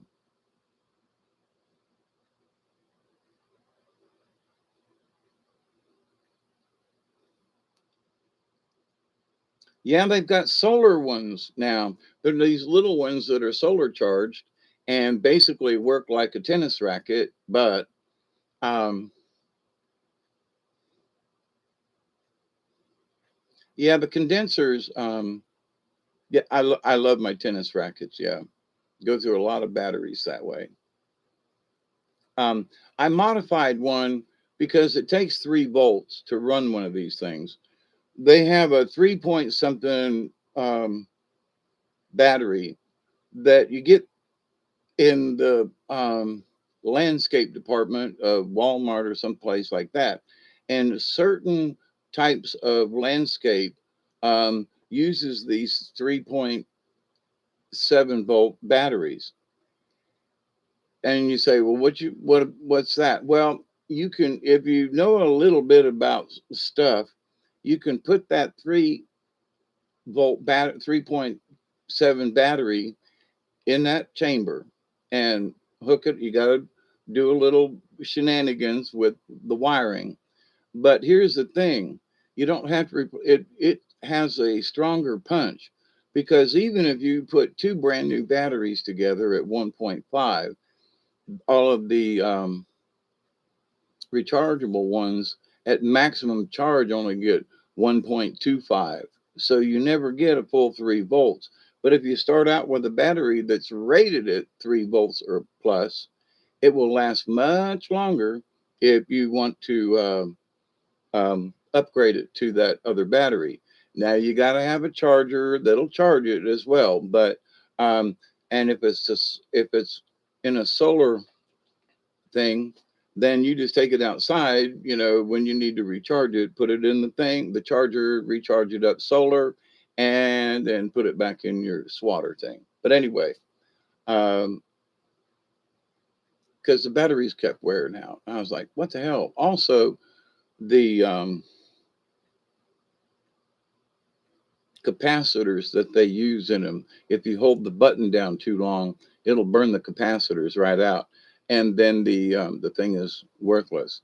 On another subject, sticking with batteries though, I've gotten a lot of batteries because I use them for different things, like the fly swatter things, and I've been opening up the packages and checking them, the batteries flat straight out. Now the ones that are supposed to be 1.5 ain't. Now, these are just normal, regular alkaline batteries, but when you get them out of the pack, they're not 1.5. They're barely 1.2. And I was like, now I've got a bunch of these batteries that I'm depending on being able to get at least 2.5 volts out, but supposedly 3. And I'm not even going to get 2 volts out of two brand new batteries out of a pack of 6 or 8, right? So for me, I have to go through all these batteries that were bought and people gave me extra batteries and stuff. I got them in a drawer over here, but they might not be worth it. And I can't recharge them. Now, I do have a bunch of rechargeable batteries, but here's the thing. So I have been sort of relying on these old alkaline batteries to light my flashlights and stuff and here and there, and they ain't working. Why? Because they've lost their charge. So I bought some brand new ones, thinking, well, if I buy a new batch of these same kind of batteries, the extra heavy duty ones, they're still not 1.5 volts. There's the ones that I charge at the house at 1.2 show a better charge than the ones I'm buying from the store. So now my next test is going to get some Duracell and really pay some more money than, to see if they honestly hold up like they say they do, or whether or not it's actually even, whether or not they're even worth buying versus getting a rechargeable. Now, I noticed the rechargeable batteries where they used to have them all over the place in Walmarts and Lowe's and stuff, you don't see the batteries very often. Now, let me give you a little hint, okay? So I'm like, used to buy a 10 pack for like $9 or something, they're right at $1 a piece or a little more for the rechargeable ones. Okay, so can't find them. So now what do I do? Here's the deal. I can buy a 6 pack of um, those real cheap solar lights that just go around. I got them in the yard and stuff. Guess what? There's a brand new 1.2 rechargeable battery in every one of them. You get the charger with the solar cell on top, you get the light, and you get a battery. Okay, for a dollar 50. Well, you can't buy a battery for $1.50. Okay. They've gotten real scarce for whatever reason. Okay. And so, during when we had no electricity, the way I was recharging my batteries was by putting them in the solar yard things, right? They're a buck and a half. So you need some batteries that you can want to recharge, buy the solar thingies, and you could throw the rest of the thing out and take the battery out. You got a rechargeable battery. So, well, I don't throw any of it away. Yeah, that too, Tracy. But I was just, it's just, I was assuming that the batteries were good, right? And then I went, wait a minute, I haven't really checked the voltage. And I have been very much surprised. So I'm doing my own little, research on them and realizing that I'm so glad I bought the rechargeable batteries back when I did because they're acting better than the alkaline and in a lot of ways. And they're already paid for, they can recharge for a bunch of times. And if I need to, I can buy some lawn lantern thingies. Some of them have two batteries in them, the ones that are the real cheap ones, but you can buy them for $1 a piece. So can't find them on the shelves, but you need them to go in a sacrifice a couple of these buggers if you need to get you some rechargeable batteries, and go for it. And you can also use it as a backup and put batteries in it, and recharge them and still. Oh no, I got them in containers. They're laid out north south in a container. I do know that much, Tracy, but you are right. But I had somebody give me a bunch of them for Christmas a year ago, and I need to go in there. Hey, Davina, I need to go into the drawer and pull those brand new packages open and check them because I bet you I need to just toss them or recycle them. You know, for myself, I'm like, should have used them by now. Which a lot of times I would have used them by now, but my nighttime activities on the river and certain things is not what it was a few years ago. I was on the river all the time at night. Recharge, recharge. Yep, that's right, Tracy. But the use of a regular alkaline battery will lose its charge as quick or as fast as the rechargeable ones, but you can't recharge the alkaline. So, but that is true. It loses a percentage. Um,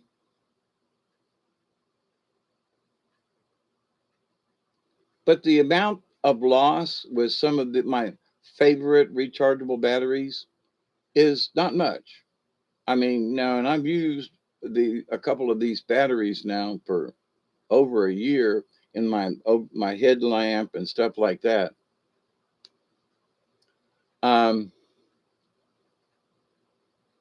so, and I've got a lot of over the years. I've purchased a lot of those lawn ornamental kind of solar lights, and they come in handy in a lot. Like for when I go to the river and going to stay down there a little while or whatever, I can take one of those cheap dollar ones, right? And you can pull the little plastic out the bottom, and depending on what you got, you can stick it down. Now on my canoe, I've got a piece of PVC pipe that it just slides down into, so I can go down the river and with this little solar light stuck on my kayak or my canoe that has been charging all day, and it's low luminosity, but you can see over it. The glare isn't so bad, and I mean, or campsite down on wherever you're going at night, and you don't want to blind yourself, but you want to be able to get around the tent or whatever. Take a couple of them and stake them out, and they're great.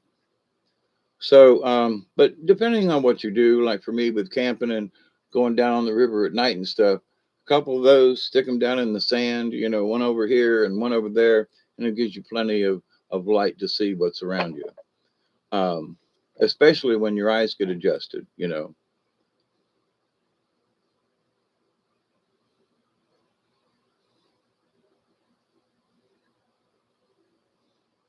We kept small battery in a refrigerator. And that's a good idea, Barry. And I do know about the cold thing. And so, um, I should recharge some and stick them in the freezer. right after I'm done charging them.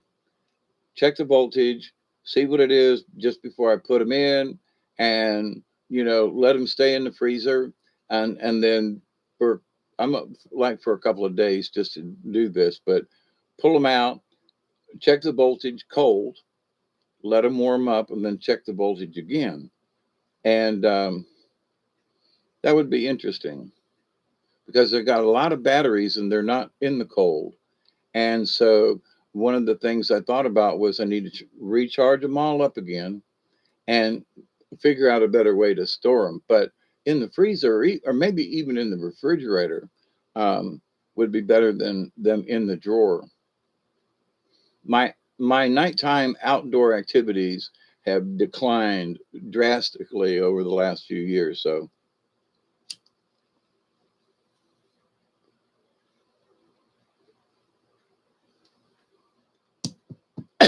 much love to you too, Michelle. How's Nate doing? But so depending on what you're doing and whatever, I've got three new solar panels out yonder, along with the two that I already have, and I've got a couple of lead acid batteries. Yeah, that's why they rate them in cold cranking amps, right? And so I've got a couple of extra lead acid batteries, and if I didn't have to work on other stuff all the time, my one of my next projects is I really want to try to do earth batteries. Um, but with the batteries that I have and the way I use light now, it's portable. I don't have to have the whole house running. You know, good, good, Michelle. Yeah, I'm just sending out a cosmic, howdy doody to Nate.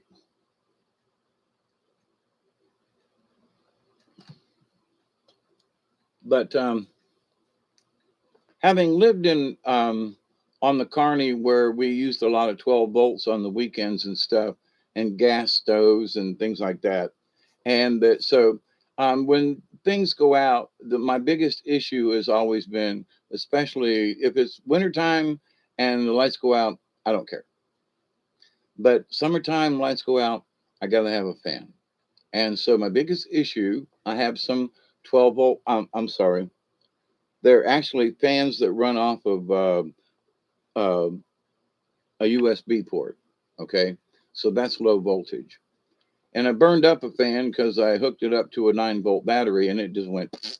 So, but 6 volts will run one of those fans really well. So a 6 volt camping battery, right? Hooked up to one of those small fans. They've got them for for cat boxes and stuff. Little, they're a USB driven, so it's like 3 point whatever voltage is on the USB. But so you can also get at the truck drivers thing or an automotive section in Walmart's or whatever. You can get those clip-on 12-volt batteries that go on the the visor, in your car or truck or whatever. And truckers use them, other folks too. When it's hot, you hook up one of these things and it plugs into your um,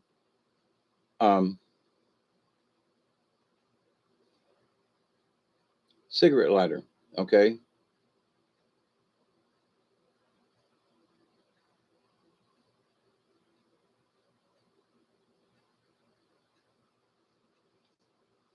Well, Barry, one of the things I studied years ago was about folks who were putting up wires up at varying heights and just long lengths of wire.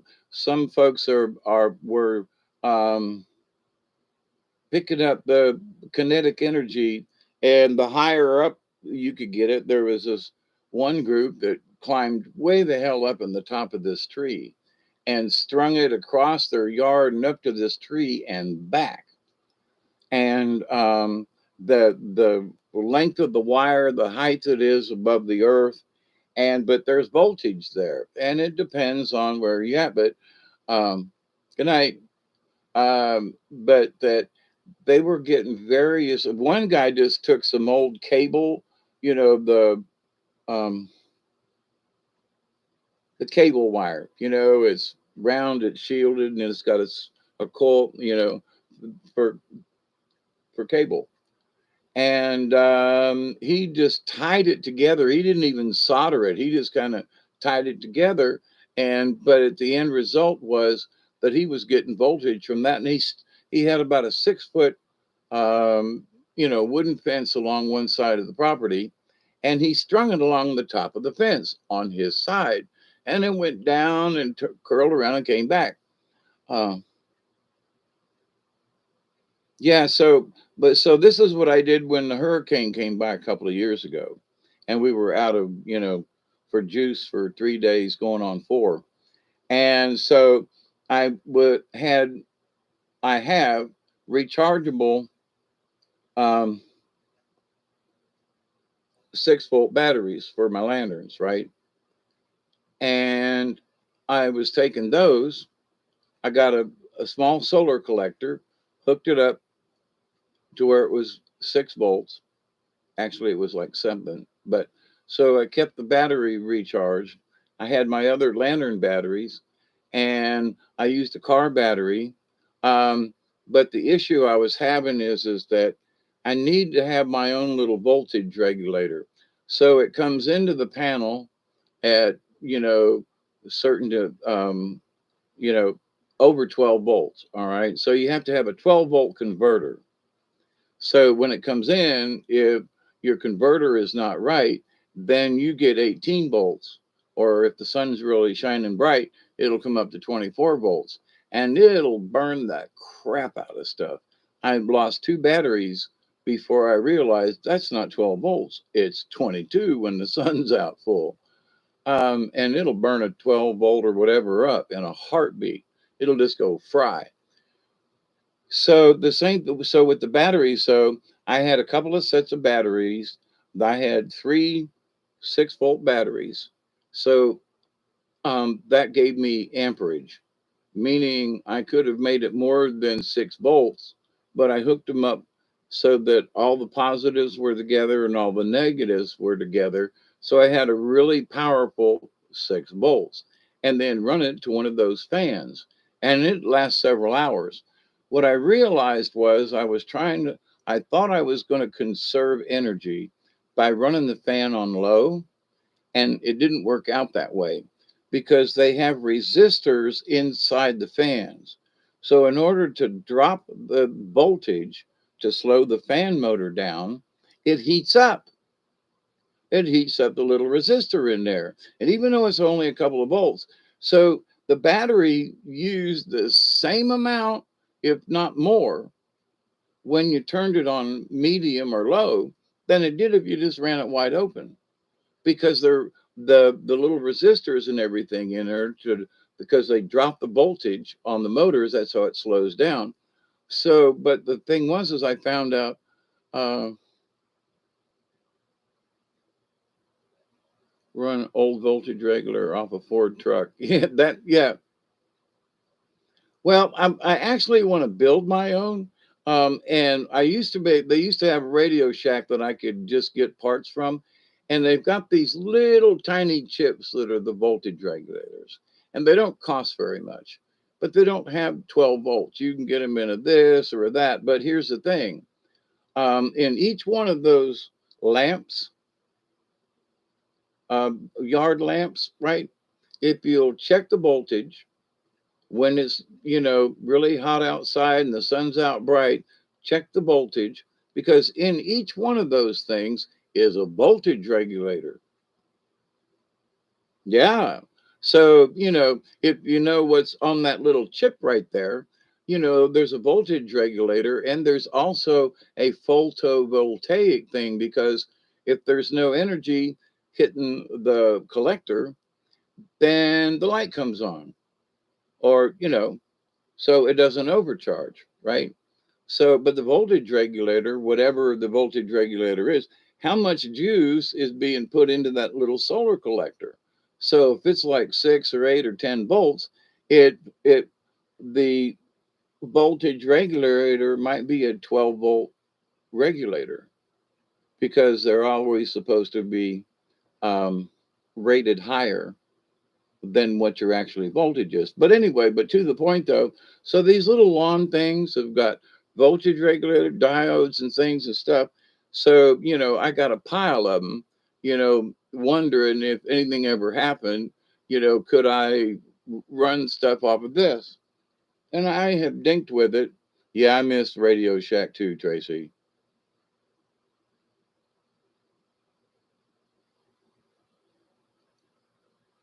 12 in, 230 out. But I've got a couple of, when I made this purchase several months ago of these three new solar collectors, they're really nice and really put out a bunch, let me tell you. If I ever really need it, I got, but anyway, to the point though. So there's a lot of stuff that you can do with low voltage things like batteries and low powered lights without having to get your whole dang um, house lit up. If you don't have a light in the bedroom, but you have to carry one in, okay, sorry for the inconvenience. But if you ain't got no power, then carrying a lantern with rechargeable batteries in it that you can hook up in the morning when the sun comes up, that's a pretty good deal. You don't have to rewire the whole house. You don't have to put great big converters in, and it's low tech. Okay. So the more high tech you get, there's all this wiring. It's got to be boosted and this, that, and and okay. Now, if you can afford it and get one of them things, I guess go for it. But for me, down here in the swamp, low tech for me is, besides, I don't have enough roof space to put them to get enough sunlight because of this big old oak tree hanging over the house. So my collectors need to be somewhere else and not on the roof of my house. So there's going to have to be another setup somewhere, out here somewhere that's out of the way. And I got a pretty good idea. I just don't need it at the moment. But out where my old school bus is and all those trees and everything that we mowed over and cleared out, it's got a really good south facing off my old trailer. I'm sorry, at the old bus. So there's plenty of space um, leaning up against the side of the bus and having a place to put the batteries and all the accoutrements that'll be out of the weather and so forth. I got the place, I just haven't worked on it yet. And if I need stuff in the house, I would have a recharging station in the old bus. So I just go out and swap batteries out and come back in the house. And I got a couple of I've got this one small portable little thing that I might actually be able to hook up just to the house. We'll see about that one. But anyway, doing low tech, um, like I've been doing. So I want to get a couple more fans, um, just because I want to be able to hook up to them easily. If I have a solar panel outside, run a wire, lift up the window and run a wire through the window and close it down. Doesn't, and I can put a little battery recharging right here in the windows. You know, that's okay. If I'm in the house and I need the fan, having a little battery set up over here is like, okay. So haven't had to do it yet, but it'd be easy for me to do.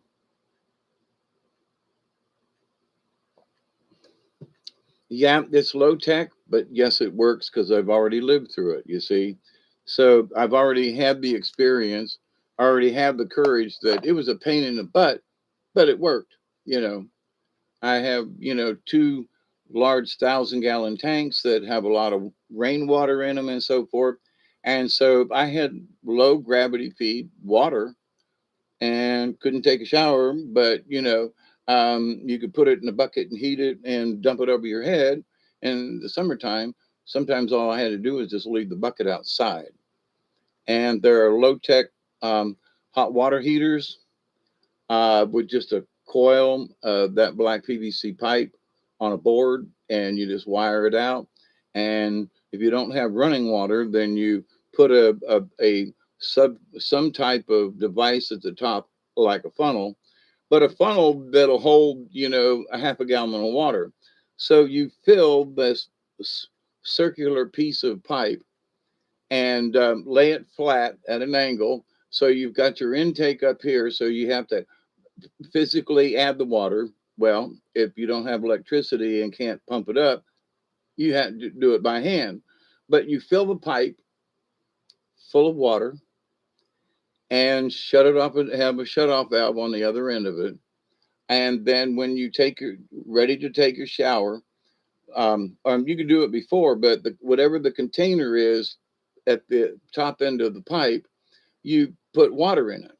Okay. So when you take your shower, the pipe won't run out until the water in whatever container is that feeds the plastic pipe. So believe me, you will scald yourself. Okay. Depending on how hot it is on a summer day down here. But it's very low tech. All you have to do is put it overhead so that you get a gravity feed.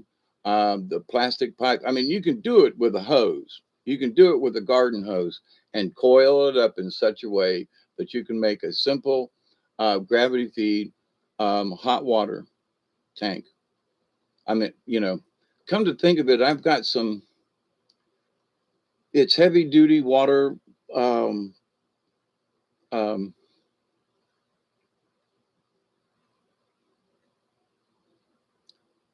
that's used for like we used it in the carnival. It's heavy duty pipe. You can run over it. I mean, it's heavy duty, not pipe, hose, and it's for hooking up to motorhomes and things like that. It's big deal. So I just thought of this. I've got three 50-foot pieces, so that's 150 feet. And when on the carnival, we've got the water lines were run out back of the trailers. And, if you were on the very end and somebody else was using water up towards the front, water would barely come out. But the other thing too is during the daytime, we would turn off the hot water heater in the trailer because with all of the length of black pipe and other colors that are mostly dark. So the water in all the pipes laying on the ground between the trailers and everything was heated up.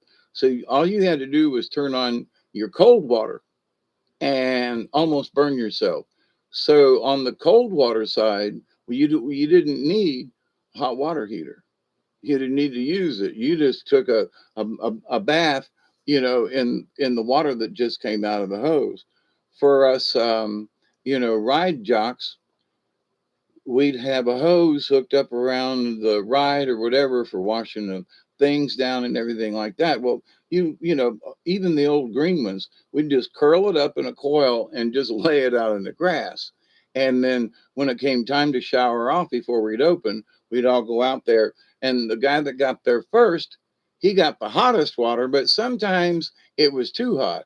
So even after somebody had run all the water out of the hose, the water in the hose coming down to the water hose, well, it was already warm. So, but nature is funky that way. But a piece of garden hose, 50-foot long, will filled and above your head will give you plenty of warm water to take a shower in.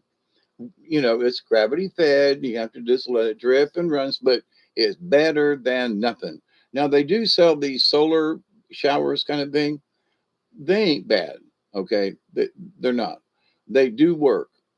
But if you were something at the house, like here, um,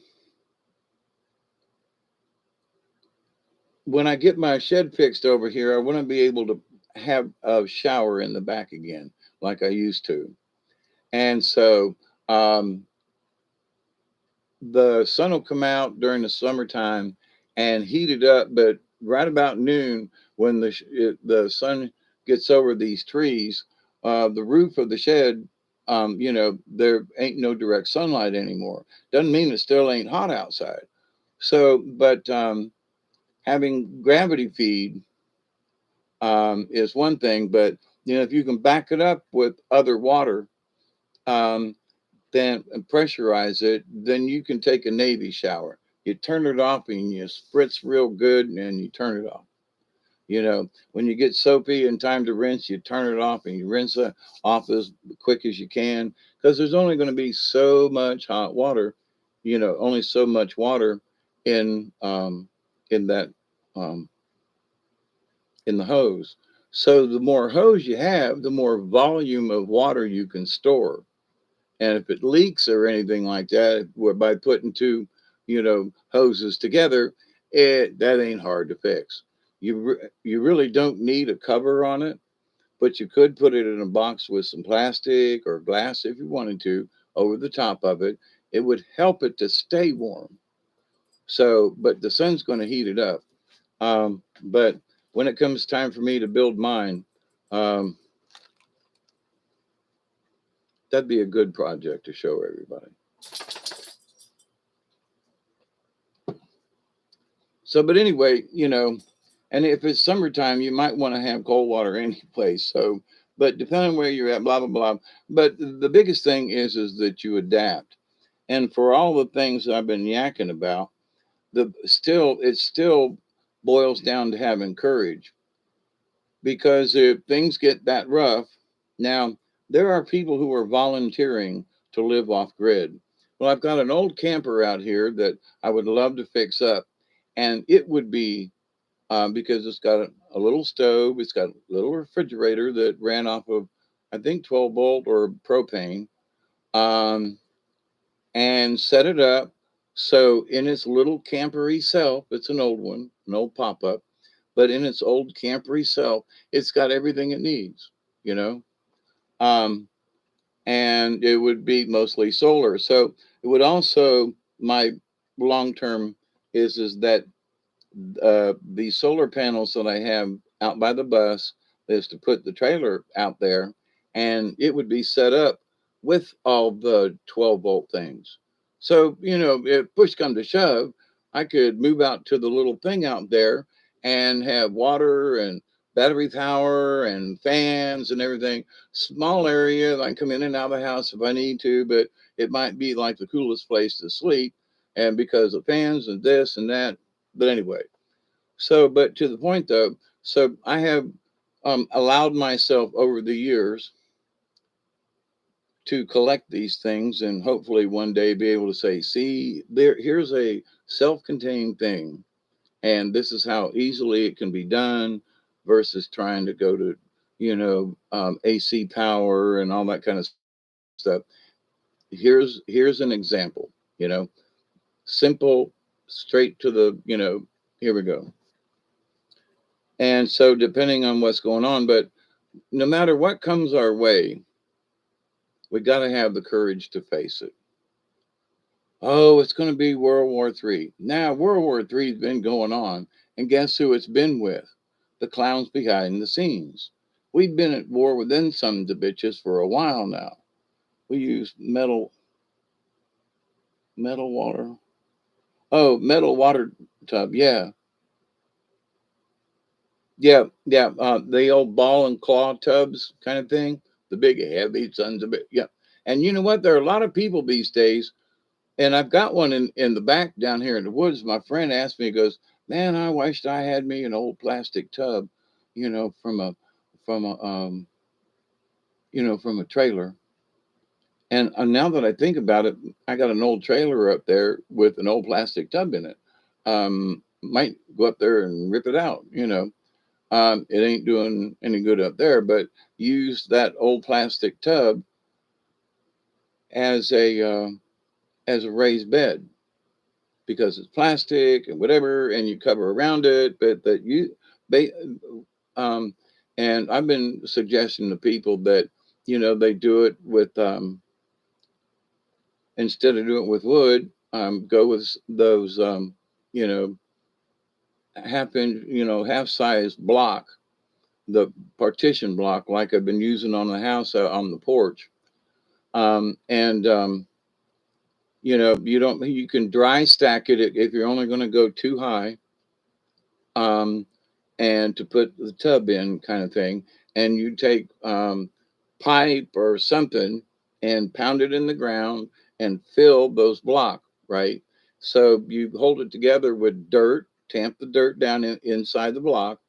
If you wanted to, you could cement them, but just tamping them and linking them together with um, any old pipe. Now, I got to say, the price of rebar has skyrocketed. So, but you can use all kinds of things to pound down in the ground to hold everything together. But, the concrete is not going to rot. It just ain't. So I have suggested to people over time, you know, forget all this other stuff. You're going to have to replace it. Now, in northern climates or different soil conditions or whatever, I know a lady that I made a raised bed for using the pressure treated um, landscape timbers. But they will rot off, but they'll last a couple of years. That has everything, even an outside shower. It's easy to pull and pulls out. Wow, that's a big one. It pulls out to 22 feet. Holy mackerel. Yeah, this is a really old one. And I may even owe my sister money on the thing, but it was hers, and the pop up and down don't work so much. So I just left it up and added one bedroom side. The other side I haven't decided on. But for a place to go in for one person to stay and it'd be self-sufficient and all that kind of stuff, other than the shower. But yeah, right now it's just being storage for some stuff. But I don't know if I'd ever be able to get it on the road again. But well, we'll see. But the trailer that I have, I've been wanting to add some add-ons to the outside of the trailer that would hinge up and lock into place, and that then I could hang a tarp over the top. So within seconds, I could, when I park the trailer, that I could flip these, sections up on the trailer and lock them into place, and I I have an instant shelter. I take a tarp and I hook it to the top and over whatever and string it out to wherever, and there you go. So, in fact, I just had a really good vision of how I could do that. But to the point, though, so you know, being able to have a camper would be great. And I got one, except it needs an axle, and I could put it on the road, so it's not out of question. But I think I would rather find something that was a little newer and just make it it's already a camper, leave it a camper versus what I've done here. But I want to have a little one, two people could sleep there, maybe even a third, in this old camper, and have it available as a spare bedroom. Somebody needs a place, um, and there you go. You might have just bottled water for this, and you might have to just at the moment, the refrigerator might not work perfectly. So, but you put ice in it. You freeze up stuff in this one and then put ice in the ice chest and keep the door shut. And it'll at least keep things cool. But one of the next things that I want to get is a 12-volt cooler. And some of them have got little freezer sections on them, and the others just, you know, um, a refrigerator. So I can take one of those along, and for as much as I would want to refrigerate, it would suit me and another person or two for a short duration. But if the shits hit the fan, then I don't know what I would need a large freezer for. You know what I mean? Unless I, killed a rabbit or something, small game, or maybe got some fish that I could then put it in the cooler. But what am I going to have to refrigerator if electricity's out? Like at the stores, there wasn't anything to get. Everything was down. So you could cool water, you know. There were things I had in the refrigerator that I just kept the door shut, but could have put in a 12-volt cooler to keep it more cold, right? Like the milk, so it didn't spoil. It was going to spoil anyway in a few days anyway because it was near an um, um, expiration date. But to the point though, so in the situations that you're planning on, well, what if scenarios? Well, the what if scenarios is, what do you need to keep cold? Well, this or that, but if town, like around here, it was 3 or 4 days, and in town it was like it took some places 2 weeks to get the electricity back. And the stores that had lost everything in their coolers, they didn't regain that for another month. It took them a month to restock, to clean out the refrigeration. They had to go in and log it and get, insurance again it. And then they had to clean it out, and they had to disinfect, and they had to do this, and they had to reorder, and they had to restock it. So if you're in a situation like that, you could be without certain things for a month, easy. And the whole area down here was affected. So unless you want to drive 200 miles somewhere and go buy a bunch of stuff that still had electricity, but anybody around here, you couldn't even get through some of these places because of the wires on the ground. So here's the thing. So the what if scenario extends more from you just having juice to your house, right? Now, if you've got a big freezer and all this other stuff, then generator, or if you've got enough uptown voltage with your solar collectors that you can run, a converter. But as far as having, air conditioning and hot water heaters and stuff like that, um, there are a lot of folks that should rethink how they would do it versus converting everything over. Okay. Like it's very easy to produce natural gas. You can do it with your own homemade methane digesters. All you got to do is add poop and stuff and a collector on the top. And, so the Chinese have made them in the ground and have used, of sheepskins and stuff on top as sort of like a balloon. So all the folks in this village poop in the same spot, and which goes down into the generator, okay, which is nothing more than a double septic tank kind of thing, in that one side is where the fresh poo goes in and starting to make the gas and everything. And so then the poo and everything rots and it turns into a slurry at the bottom. And then at the bottom it goes underneath the other side.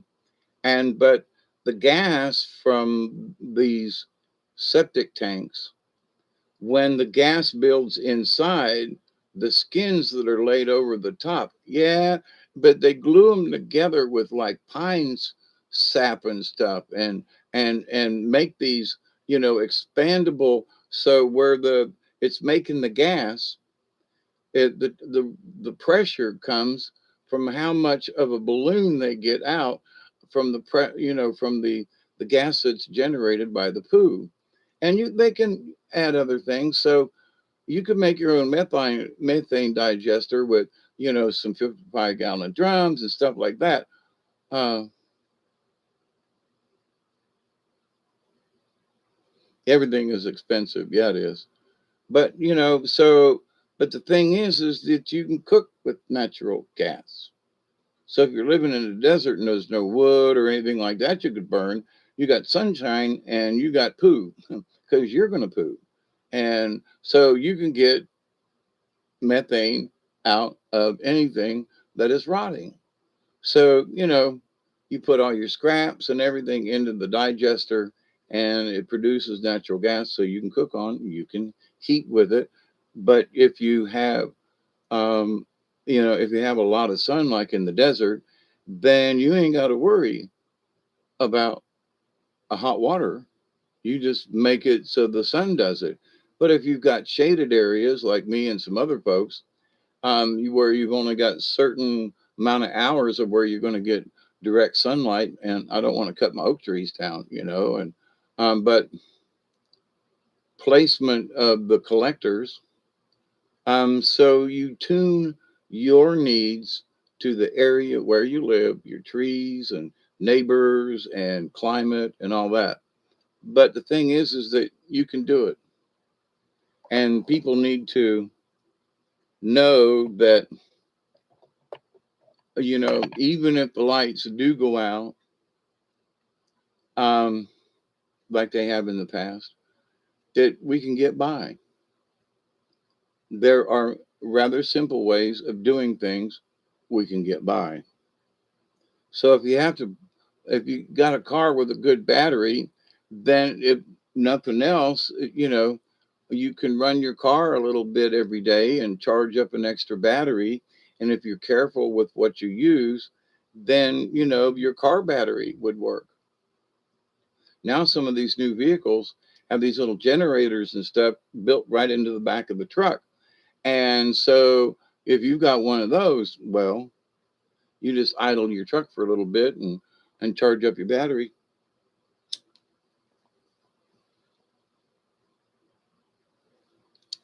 So depending on what model and how old it is,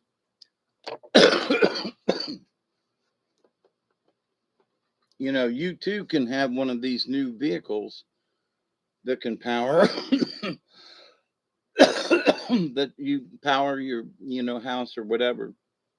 So the biggest issue when it comes to solar for me up at this point, is how deep can I go with water to be able to pump it out with a 12-volt type system, submersible pump or something like that. But dynamics of a well, after about 25 feet, you have to have help to get the water back up that pipe. And there's different ways of doing it, but they usually use what's called a ram jet. And so you add it. So and normally you can only go about 50 feet with this ramjet situation because pulls up water into the pump and then shoots some of it back down in a smaller pipe.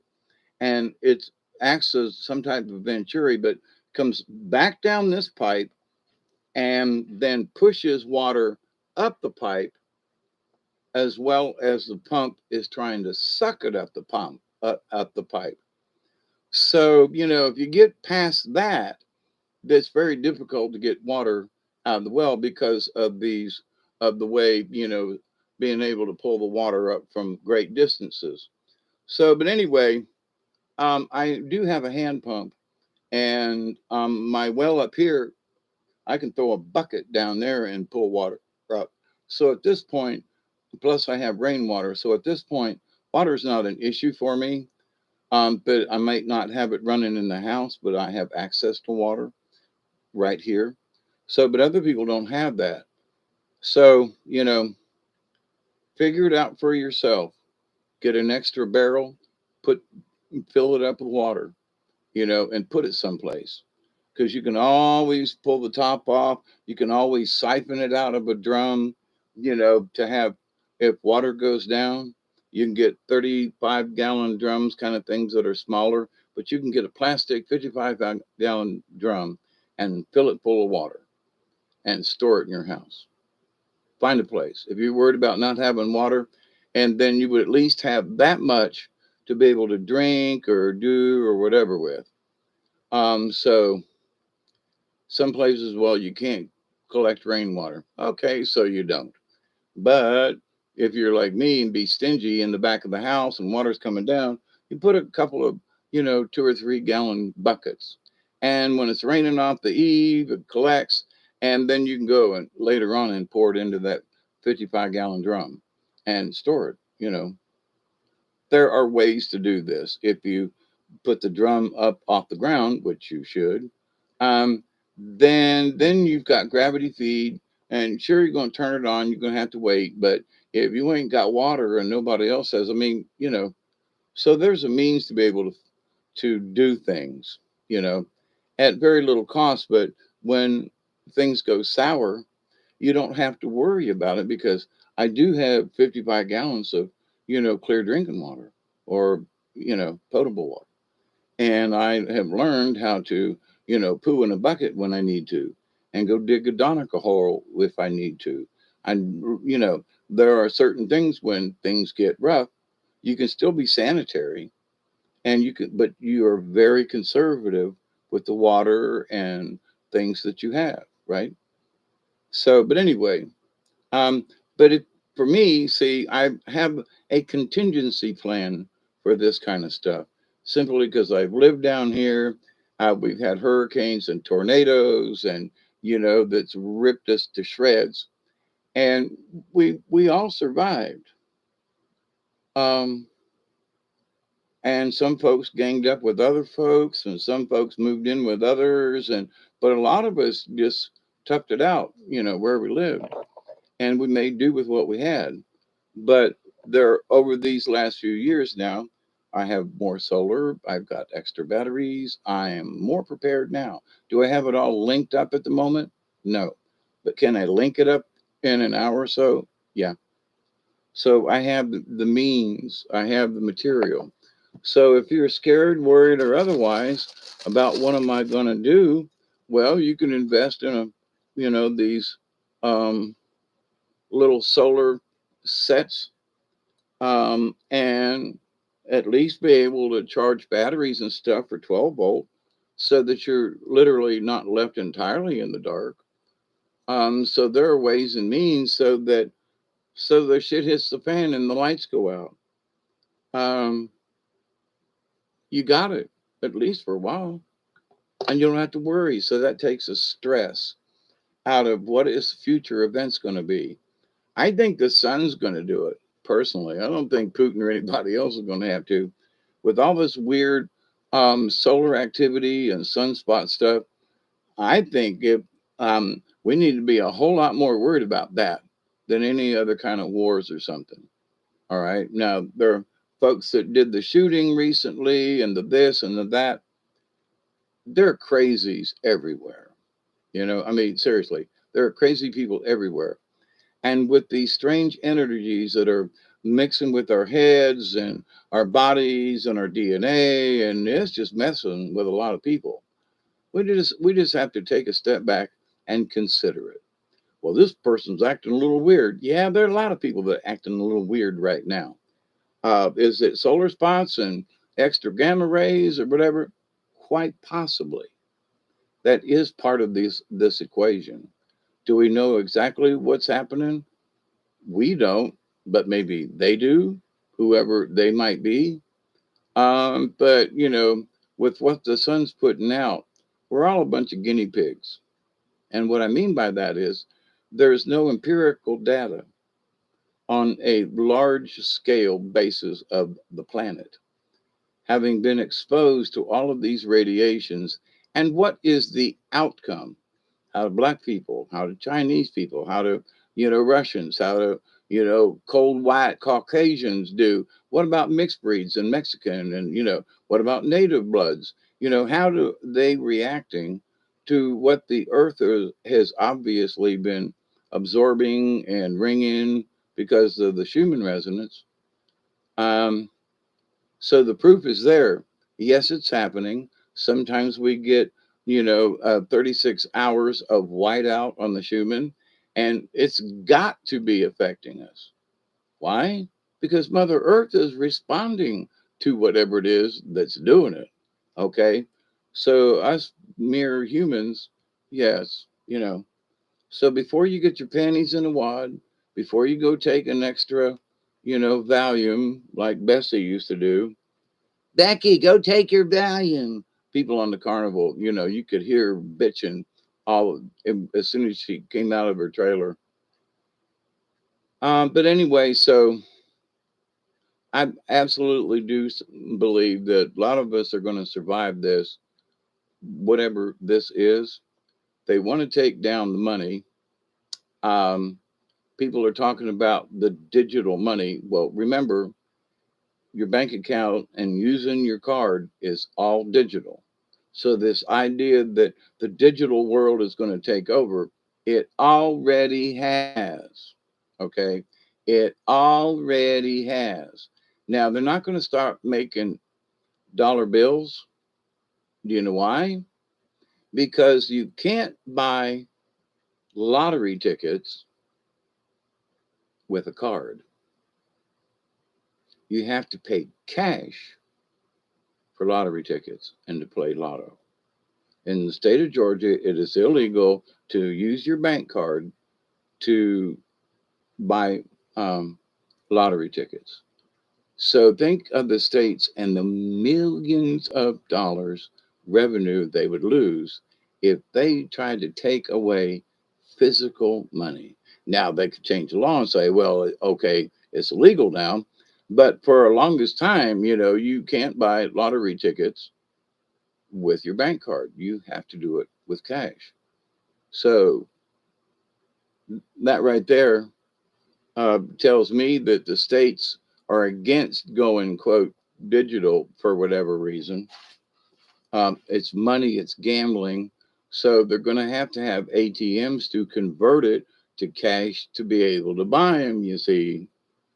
And so a lot of times, if to get your money back, they're going to have money or buy the tickets or whatever. But if you win $5,000, you ain't going to want to buy $5,000 worth of tickets, I don't think. You're going to want some of that money. So they're going to have to transfer it do somehow. And they would like to just pay in cash. But, with the stores, there is no check or whatever, or you trade it in on more tickets. But so are they going to get rid of the dollar bill? I don't think so. There's too much stuff. No, I don't think so. People would riot if you couldn't exchange, put your card in, and get some cash out from somewhere. Just saying.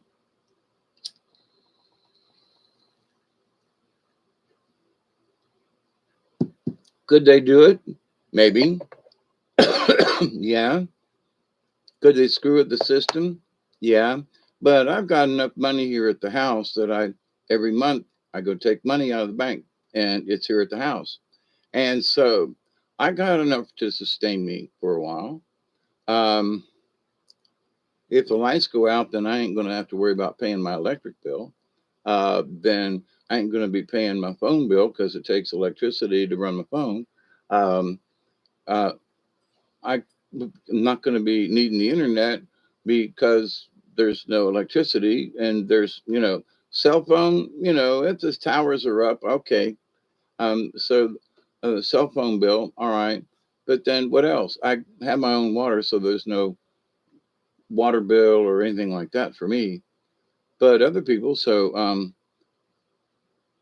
if it's that bad and the lights are out, I'm thinking EMP or solar strike. Um, I absolutely believe that we're more likely to have a solar event than we will have to worry about Putin being the one that shoots a rocket. The Chinese, they don't want to shoot a rocket because the rest of the world needs to buy their products. You hear me? So, if they just sell stuff to themselves, they don't make near as much money. And them Chinese are into this, so are the Japs. And so are a lot of Americans and Germans and Finn and, So, but greed comes in many sizes and shapes. But to the point of all this, though, some of these people who get away with some of this stuff, They got huevos cojones, very big ones. And but doesn't that mean courage?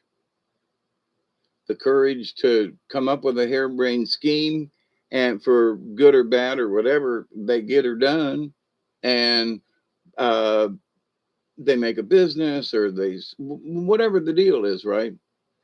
I mean, I still remember the pet rock. Okay, how crazy that was, and people bought into the pet rock thing so big. It was nothing more than rocks that were painted. Big deal. Consumerism, no good. Really, and one of the things now, on some of these commercials and stuff, they're, you can get Gucci and this one and that one and stuff used. So, but they're authenticated. So you can buy a used Gucci, but it will be honestly a Gucci. Well, okay, and you can buy a this or whatever, or fashion, but you can buy a used one and it be authenticated. Ooh. So don't just throw it away, or give it a Goodwill. And now you can trade and buy stuff between people. So I've got a this and a that for sale. And I do have some stuff that needs to be for sale. But Craigslist or whatever, all these other little apps that you can show what you want to sell or auction off or whatever. And like for example, I've got an almost brand new standard transition for a 1950, 51, and maybe a 52 Chevrolet that I took out of my Chevy truck that was sold. Um, and because he wouldn't make a deal with me for that, but um, there wasn't 2,000 miles put on this transmission. But who am I going to sell it to? Only somebody that's got a 50 to 52 or 3, maybe even a 49. But unless they need a transmission, I just got this great big pile of stuff, right? Um,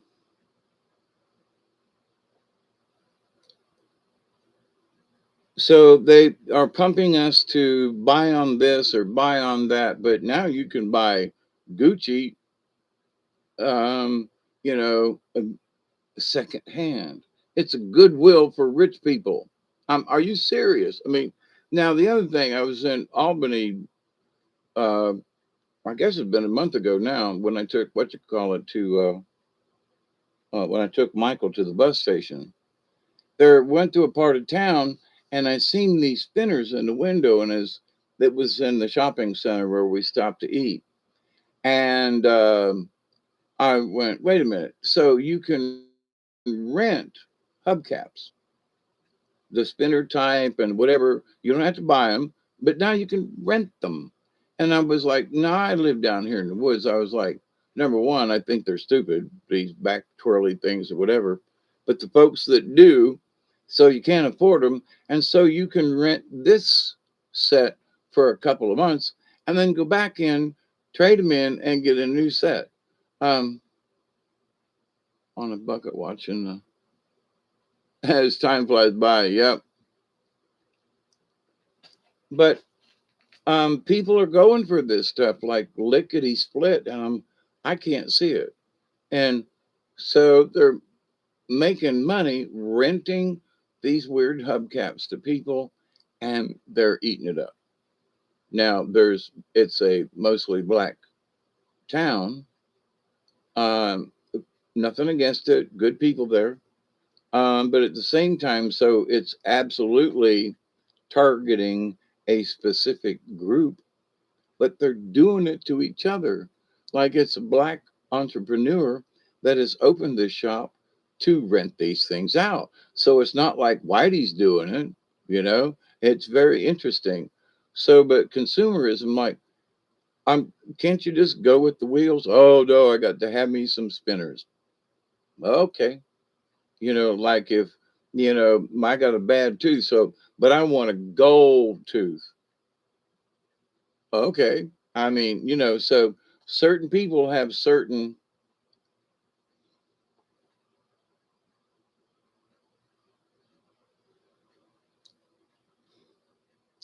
values, or, you know, that no, I'm going to get me a gold tooth.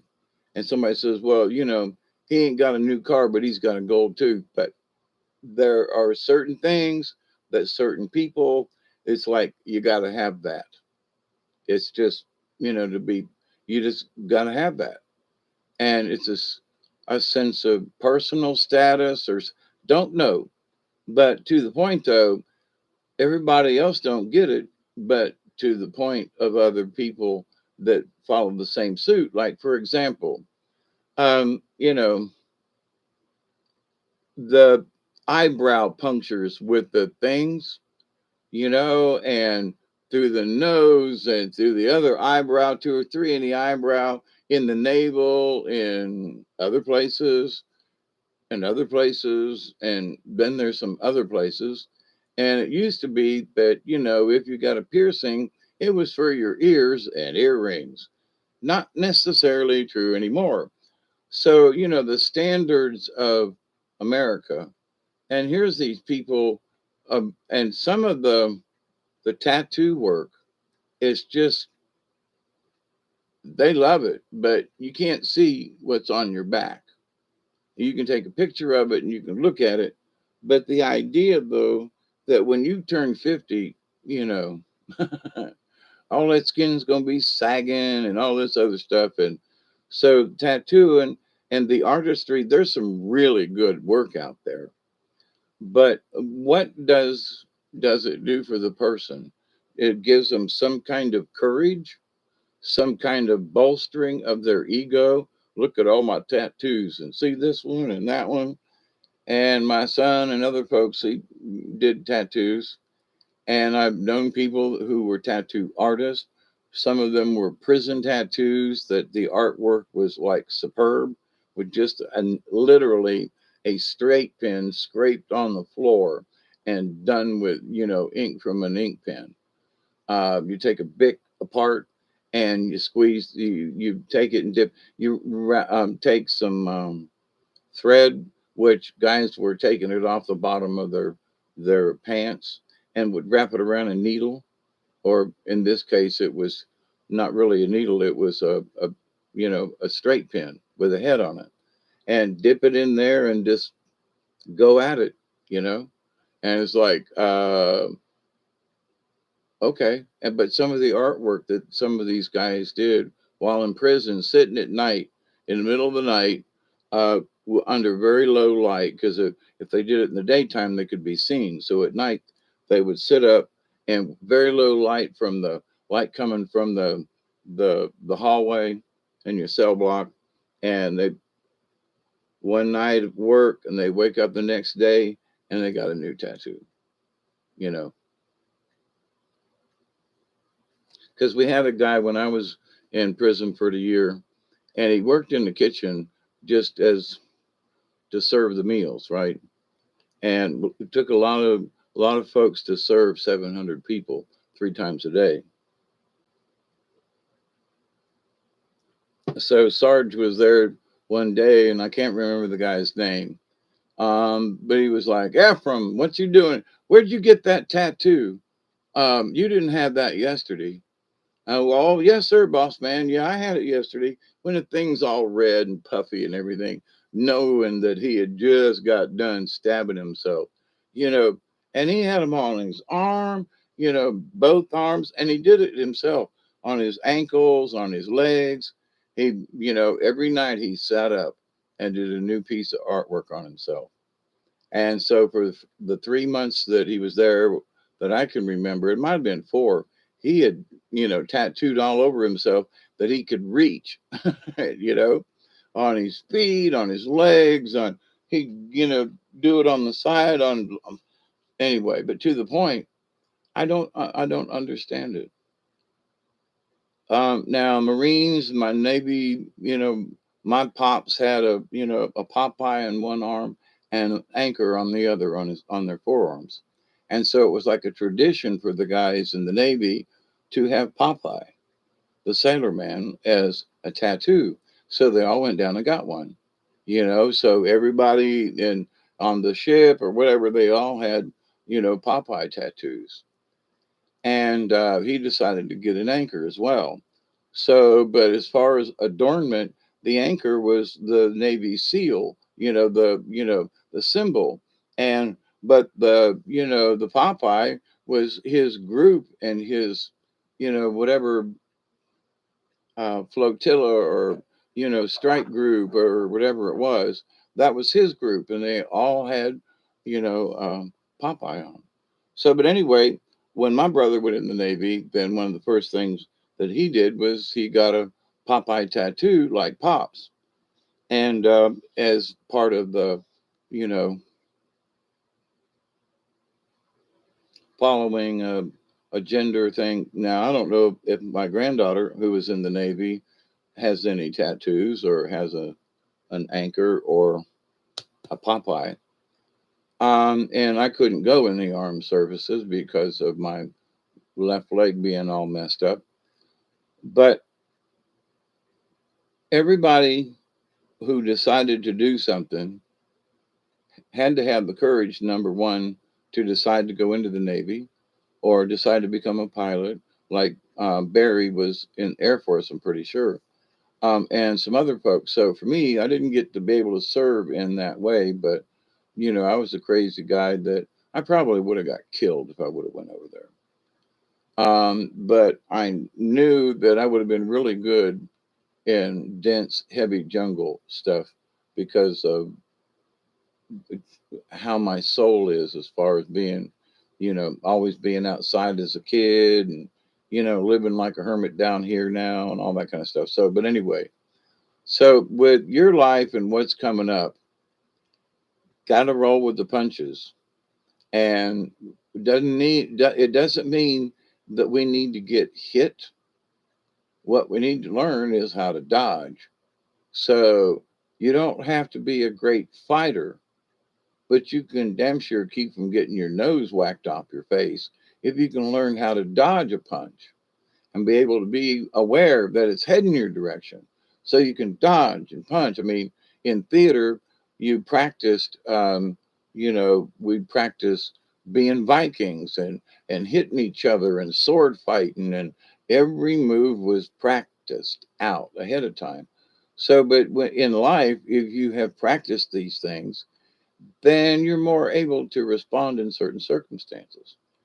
So, but anyway, those folks who are just waking up to certain things, it's going to be damned interesting. Now, the messages I got years ago, and I'm still getting them, and they're tied to that, Mother Goddess, Mother Mary kind of thing for me. It's got her essence. And the message is clear: stay strong and, you know, have the courage. Just stand up, you know And if it's uncharted waters, or you have to make adjustments, or you have to adapt to certain circumstances that may not be what you're used to, then get over it. Just adapt. But know that you've got whatever it takes to get through it because you've made it through to now. So have faith. We've all made it this far. Have the courage because whatever we've been dealt with, we've made it this far. Uh, you know, so that's it, my friends. Way too much talk on a simple subject. Uh, but I did get off tangent with, the solar stuff and that kind of thing. But there are a lot of people who that's a fear for them. So, but you can do certain things to at least minimize the fear. Well, we can get by for a short time. I've got it covered. Well, what do you do? What do you invest in? Well, I've got a generator, and I've got a container that'll hold, 15 gallons, or I've got two 10-gallon tanks or something for storage, and I know how to run it, and and um, so that you're comfortable. You don't have to worry because you've got it covered at least up to a point. And that should calm you down right there.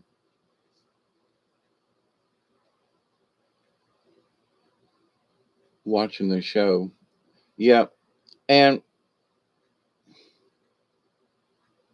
I don't know, but this being that election season, there's been some really strange things happening, kind of sort of already in the primaries. Um, this is just going to be some interesting stuff. And I think we're just going to get, bombarded by so much BS. Like, I keep bringing this up, but why is Hillary back? And other things. But why? What's up? So we need to keep an eye on this stuff, if nothing more than to laugh at it and to bring it to other people's attentions. Now, the Mother Mary essence thing about what our future is, as I pulled the cards tonight, one of them was Ant, patience. So we need to keep patience within ourselves and pass that patience along. Somebody's freaking out and jumping up and down. It's our job to go, hang on, be patient, be like the ant. And the other card I pulled was dolphin. And the thing associated with dolphin was manna. Now, manna is just in the air. We breathe it. We breathe it in. The air around us and how we speak and sing and talk and breathe is a rhythm. The rhythm of me or you, us, to the universe, to Mother Earth, to where we are, our frequency with where we are. Now, for example, when my mother was dying, well, Bessie, when she was dying of cancer at the Moffitt Center down there, I was with her for several days and nights to be there. There was somebody there 24/7, maybe within an hour or two, because she was right at death's door. And just being in the room with her was this dense, dark, horrible feeling. When my granny passed away, um, Miss Mary, um, she was glowing and smiling and you know, was willing to go, kind of thing. There was no darkness around her, and very, I can't forget it. But so I've seen the difference in people's auras and loved ones and so forth. And having known these people all my life, and seeing the difference from Granny, who went with light, and Bessie, who was Granny's daughter, who went with so much darkness. Hmm, you know? So I think a lot of people need prayers, whether it's the 50s or the 60s or 2022, because there's changes always, different frequencies about. And if you prepare your own self, um, one of the things I learned years ago was regardless of the setting, there were people with a lot of negativity and whatever. And knowing that I knew that they were full of negativity, I went in with like an extra positive attitude and a smile, and I could change the mood of the room, you know, by simply not going with their energy and by being able to redirect things. And if somebody wants to go on this little tirade and you go, well, yeah, that's all right. But we intervene and go, but there's nothing we can really do about it now. So let's have a good time, or you change the subject. You minimize some of the things that are there. You learn little tricks of the trade with smiling, um, how to use your voice with different tones to calm the situation down, and how to, calm someone down simply by talking to them in a calm manner and, not treating them like a child or whatever. And, so there's a lot of stuff you can do when there's negativity around you. But the last thing you need to do is feed into it in any way, shape, or form. And there are folks that say, well, I don't participate in it or nothing like that. But see, your gruff voice tells me that you actually are involved because it's affecting you the way it is. So what you do is you are have to become comfortably the observer. You've got to stay in the observer position because once, oh, well, that's a negative, yeah, and they always drag me into it, and no matter where, every time I go over, you can't go, you can't do it. You got to just say, how was it? How was the negativity? Well, about the same as usual, but I didn't buy into it. So that should be your nonchalance attitude towards those folks who have negativism or negative energies or whatever. So every time you go by them and they're in a frown and they're in a frickle, I always smile and go, don't, how are things these days? You don't try to pinpoint it as that they've had a bad day and would you like to talk about it? But you go, how have things been these days? Everything cool with you? Which is, just, and if they go, what do you mean? What are you talking about? Well, I don't know. You make it through the pandemic all right? Is everything okay? I mean, so you're just concerned and, just asking. And you don't make it a point to make them answer you. So, in a conversational way and so forth, you can change a person or a group of people if it's really negative.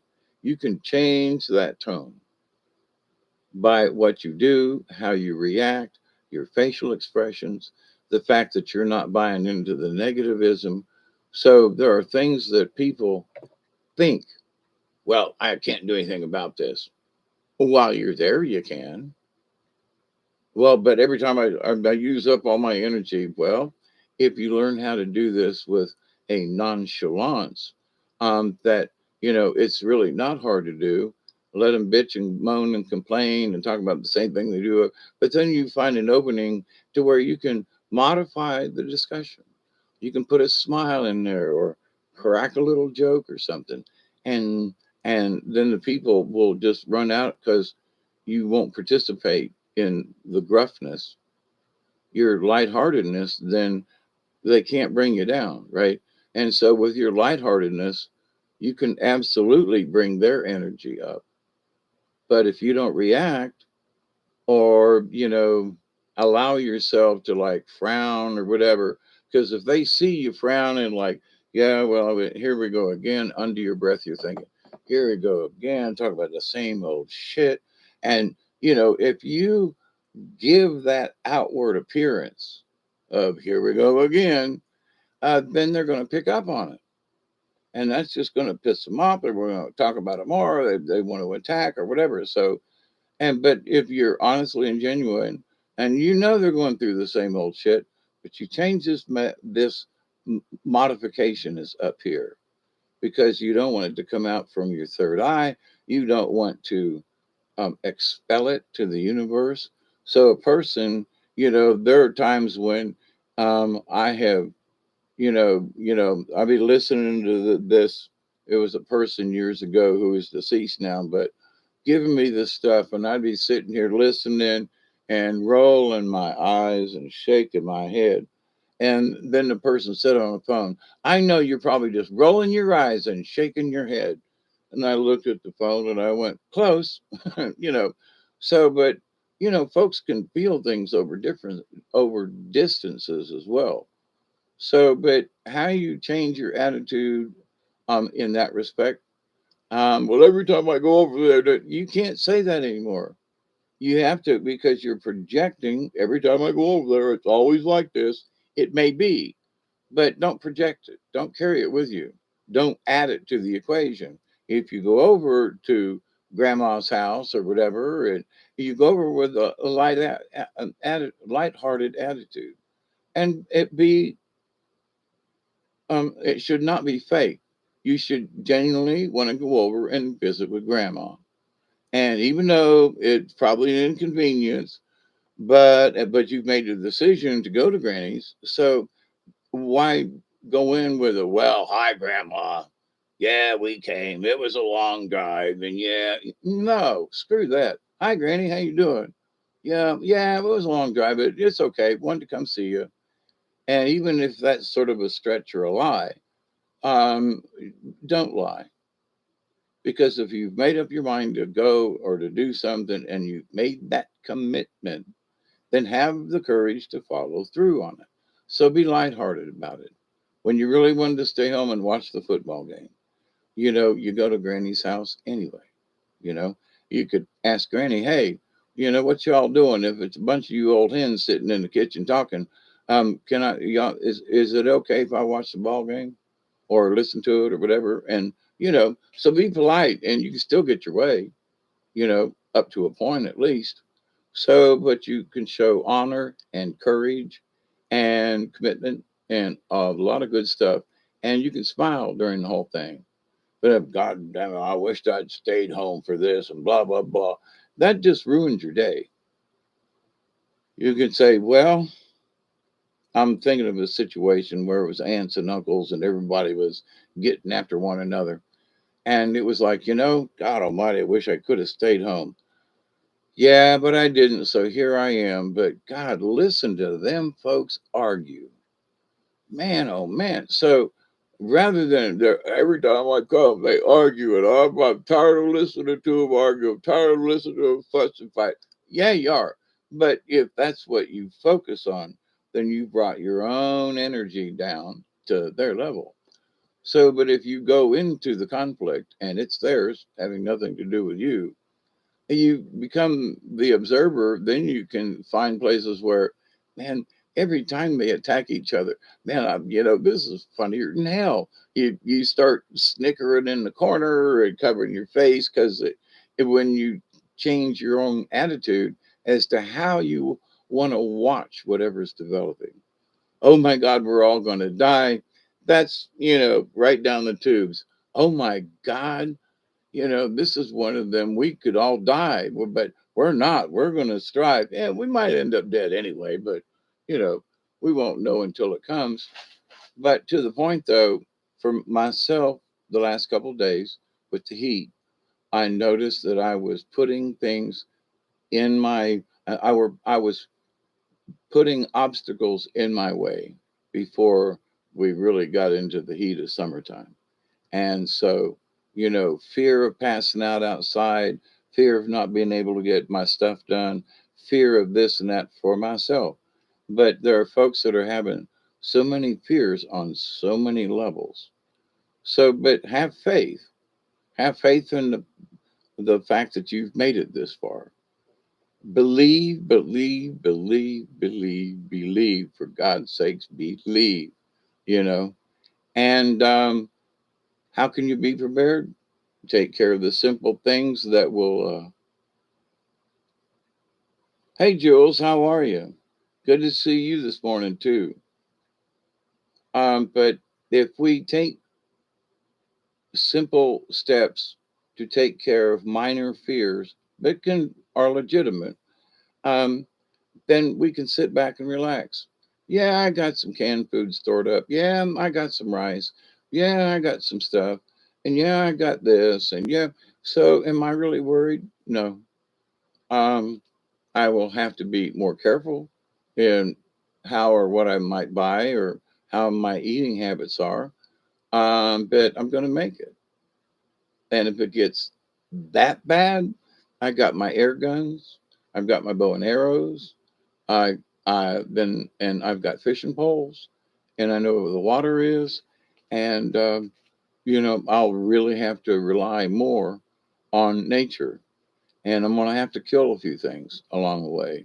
I'm going to have to chop some things up, like saw palmetto and things like that, and to get what I need to eat.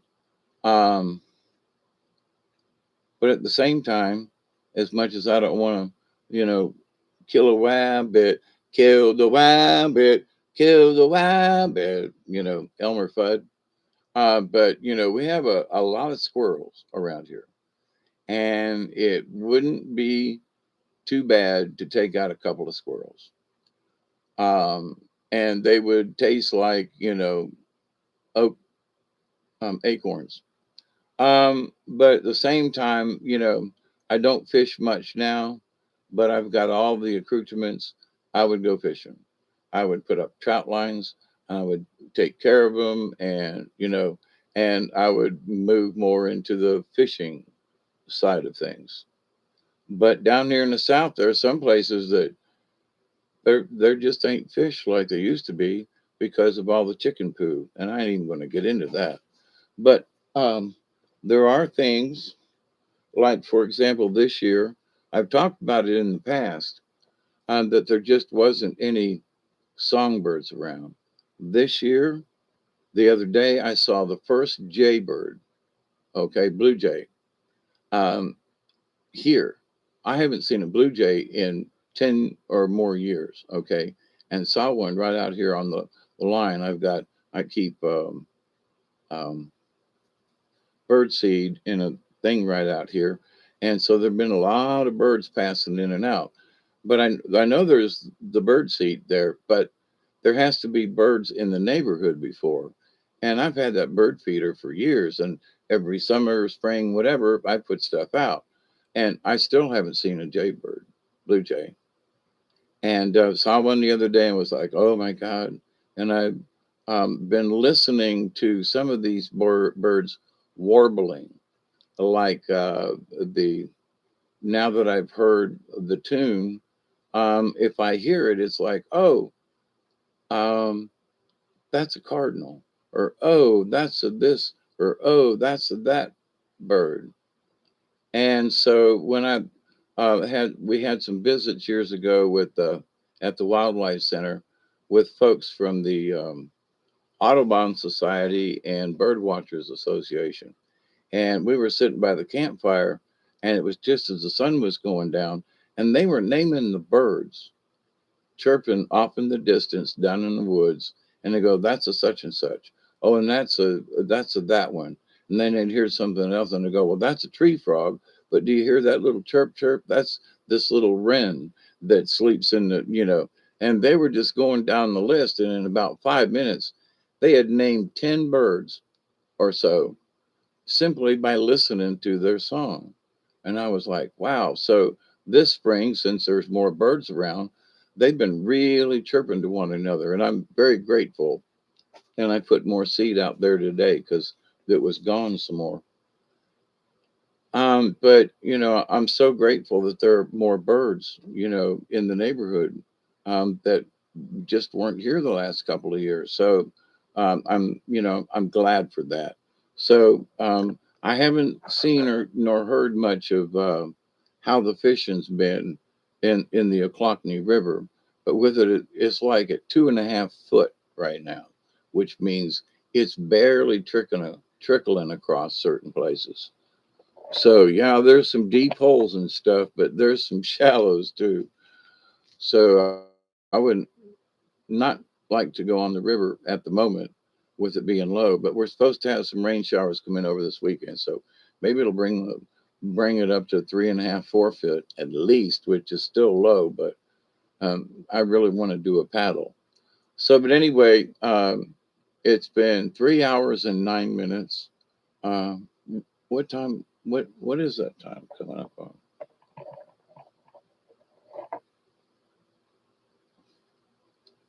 What time is it? Oh, it's 4 a.m. So how's it doing in your neighborhood, Jules?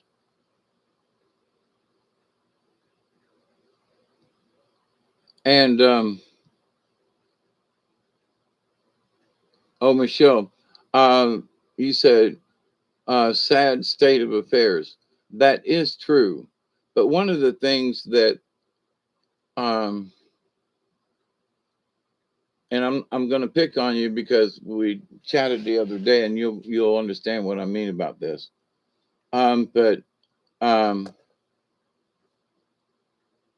when we attach words to sad, bad, whatever, so I agree, it is a sad state of affairs. But my body and my brain is telling me that, yeah, but if every time I say, yeah, this country is in a sad state of affairs, I'm propagating the fear. It is. It's a sad state. And so my brain is asking and saying, yeah, we got some strange things going on these days versus it's specifically a sad state. So we're giving it, even though it is, um, a sad state of affairs. If we talking to other people, if we continue to sad state of affairs, we can change the dialogue by, yeah, this is some interesting times, isn't it? So you're agreeing that interesting times, but you're not repeating the sad state of affairs. So I want everybody to understand that there are these little nuances within our vocabulary.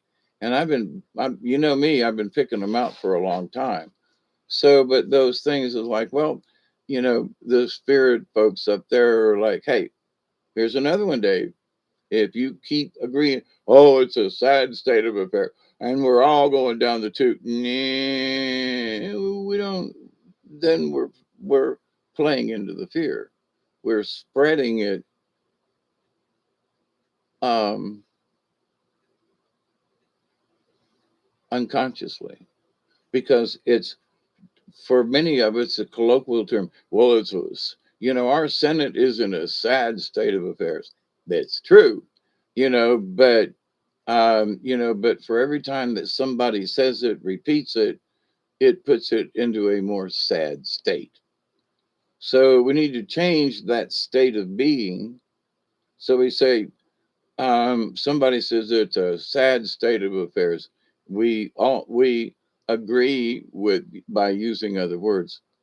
Yes, things are strange in the universe these days, or yeah, many of us have never experienced this kind of thing, or the chimes they sure are a changing, but we don't repeat the sadness part. So pooey, we remove the emotion out of what we say. So uh, I wasn't picking on you, Michelle, but you gave a really good example.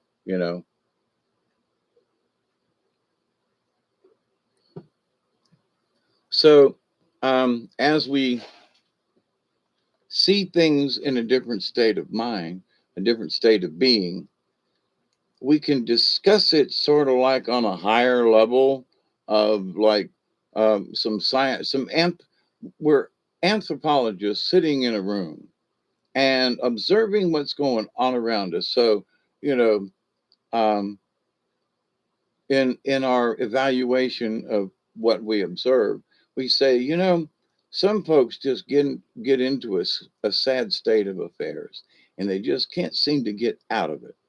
Now that's describing how, somebody could get themselves into a situation. So that's a description versus, yeah, that's a sad state of affairs for all of us. So there are different ways you could use that term without providing sadness to the equation. Some people create a sad state of affairs for themselves. Sometimes people create a sad state of affairs for themselves. So we're not saying that something is a sad state, but we do say that people will create these situations. So I think there are people out there that are observing this stuff and it's like, we're all we're all going to hell and glory's coming and the apocalypse and oh my God, how these people they have doubled down like a bunch of times. But there's because every day there's some kind of prophetic apocalyptic message by somebody that we're all going to die soon.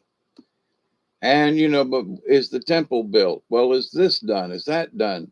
And so to fulfill this prophecy, it's almost like they continue to make up, well, this fits this scenario, and there's this, and it's like that. and Putin is the guy, and oh, well, now it's the Vatican, which it's always been, and this crazy guy they call Pope, and that situation. So there's some strange goings on. Um, yeah, and the Pope, he created his own sad state of affairs.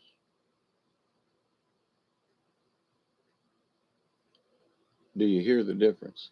So we can describe it, but then we don't have to agree with it.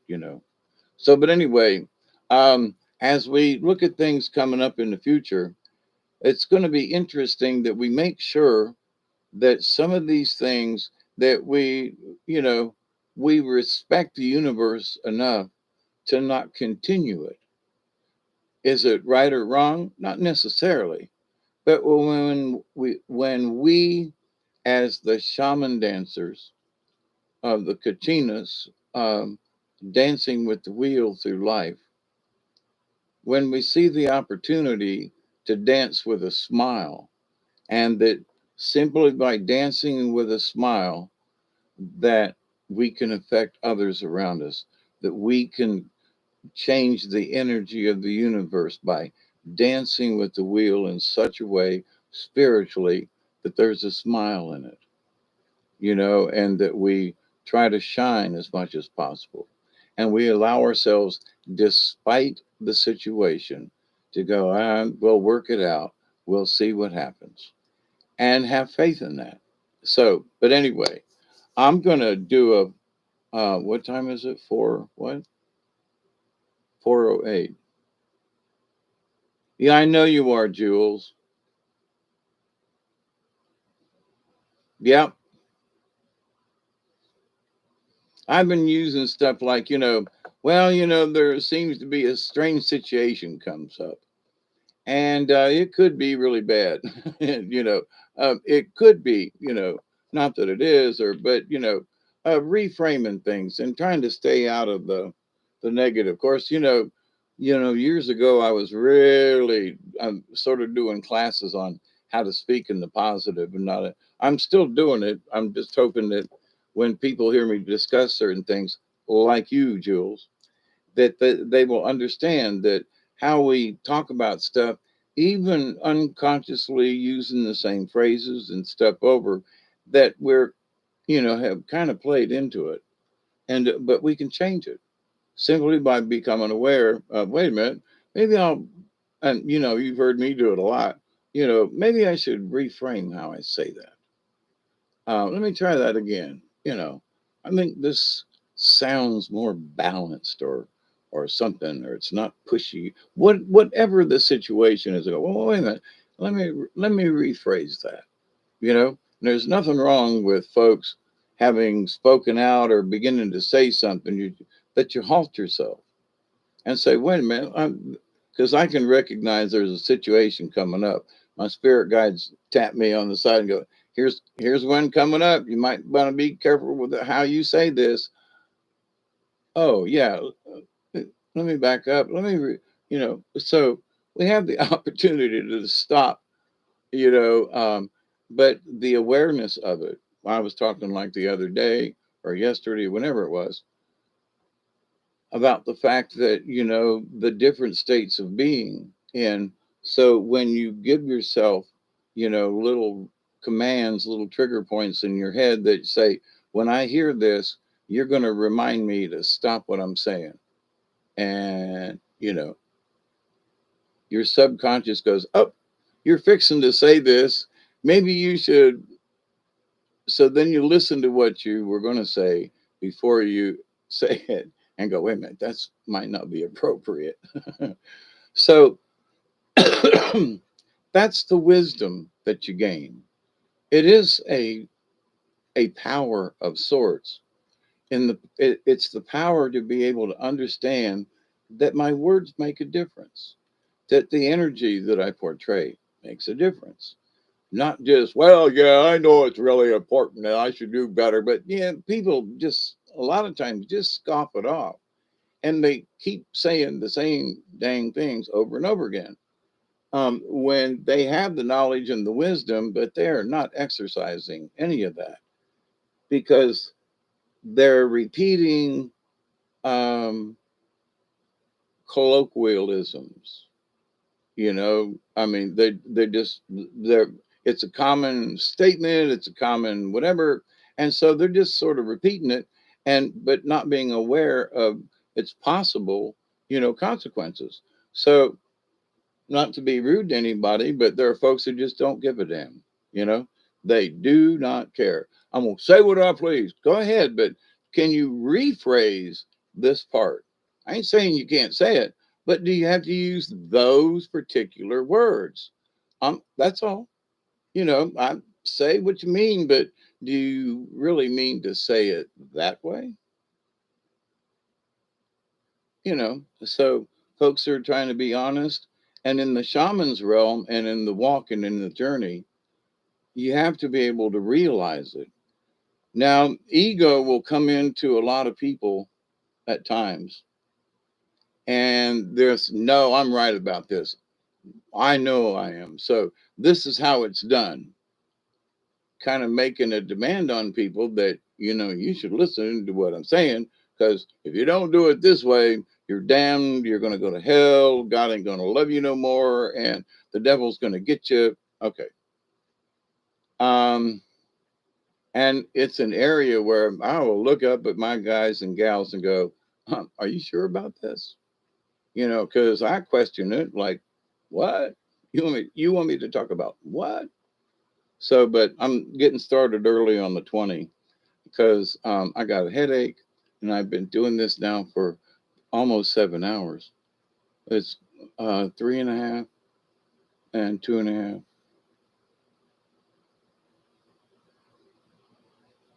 It's 3 plus 3 is 6 hours. So I've been doing this for 6 hours.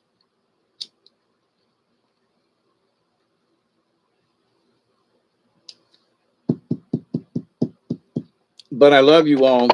And I think our future, it keeps, I got a reinforced message the other day. And earlier when I mentioned this, I kind of got a reinforcement, that essence thing, where Mother Mary is like, there are folks that are trying to freak out and that all the things about the abortion and women's rights and all this other kind of thing. So it's like we can only do what we can do. We can try to understand the other person's point of view, regardless of which point of view you're taking, and try to be able to just talk about it without becoming emotionally involved. Look at certain natural things and situations.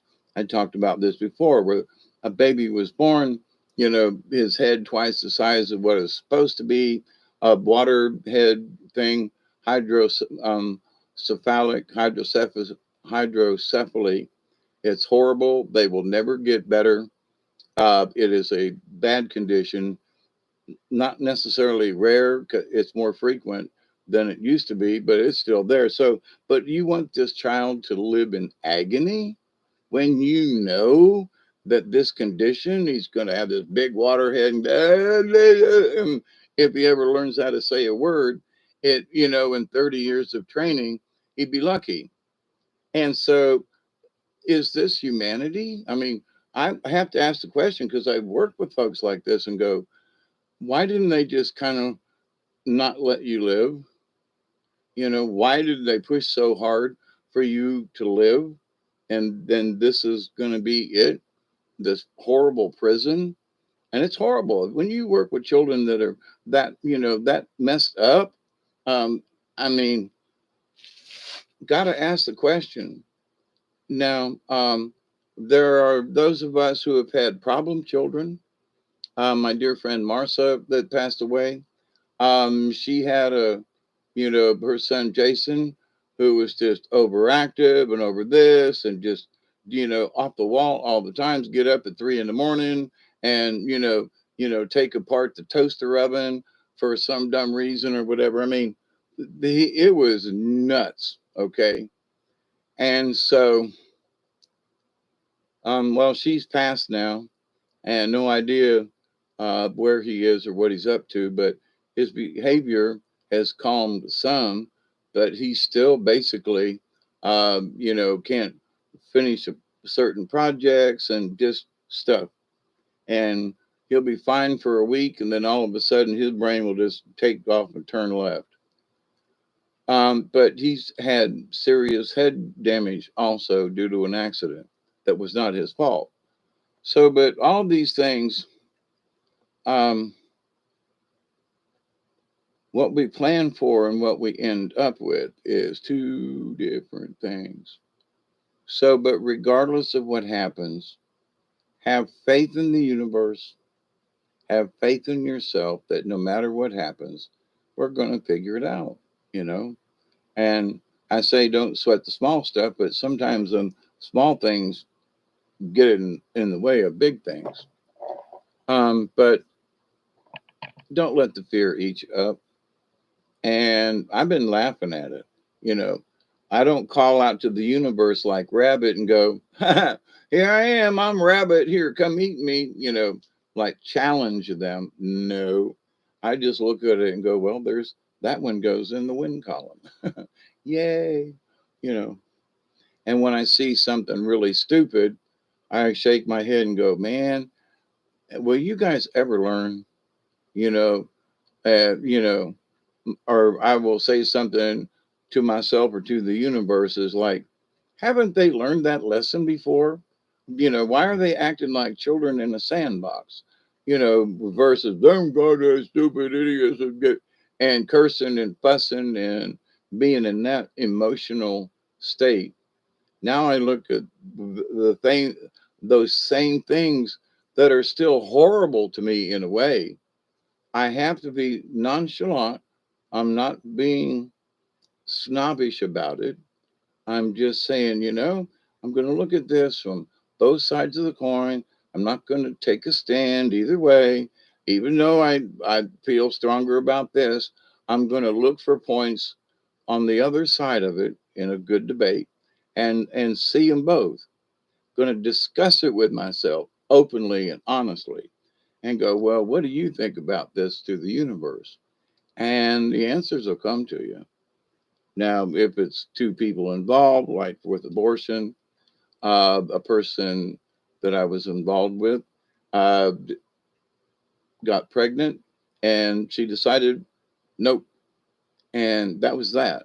I took her for appointments and things and was there when it was over, but there was no discussion as to where my role in this was. So I know what it is. I've been through it. I've been the other party. You never hear what the guys feel about it. You never know. So they always look at the woman's side of the coin. When what about us guys? Who is like, well, I really like this lady, and she already had like three sons or something, but that I really like this lady, and I was like, and during some confusion, we kind of, asked each other to move in with one another, and and then the next thing I know, I'm a father, but I'm not, without any say so in the decision whatsoever. It was made out there. So, but this discussion that somehow it's only about the woman, it's 420. It's not just about the women, okay?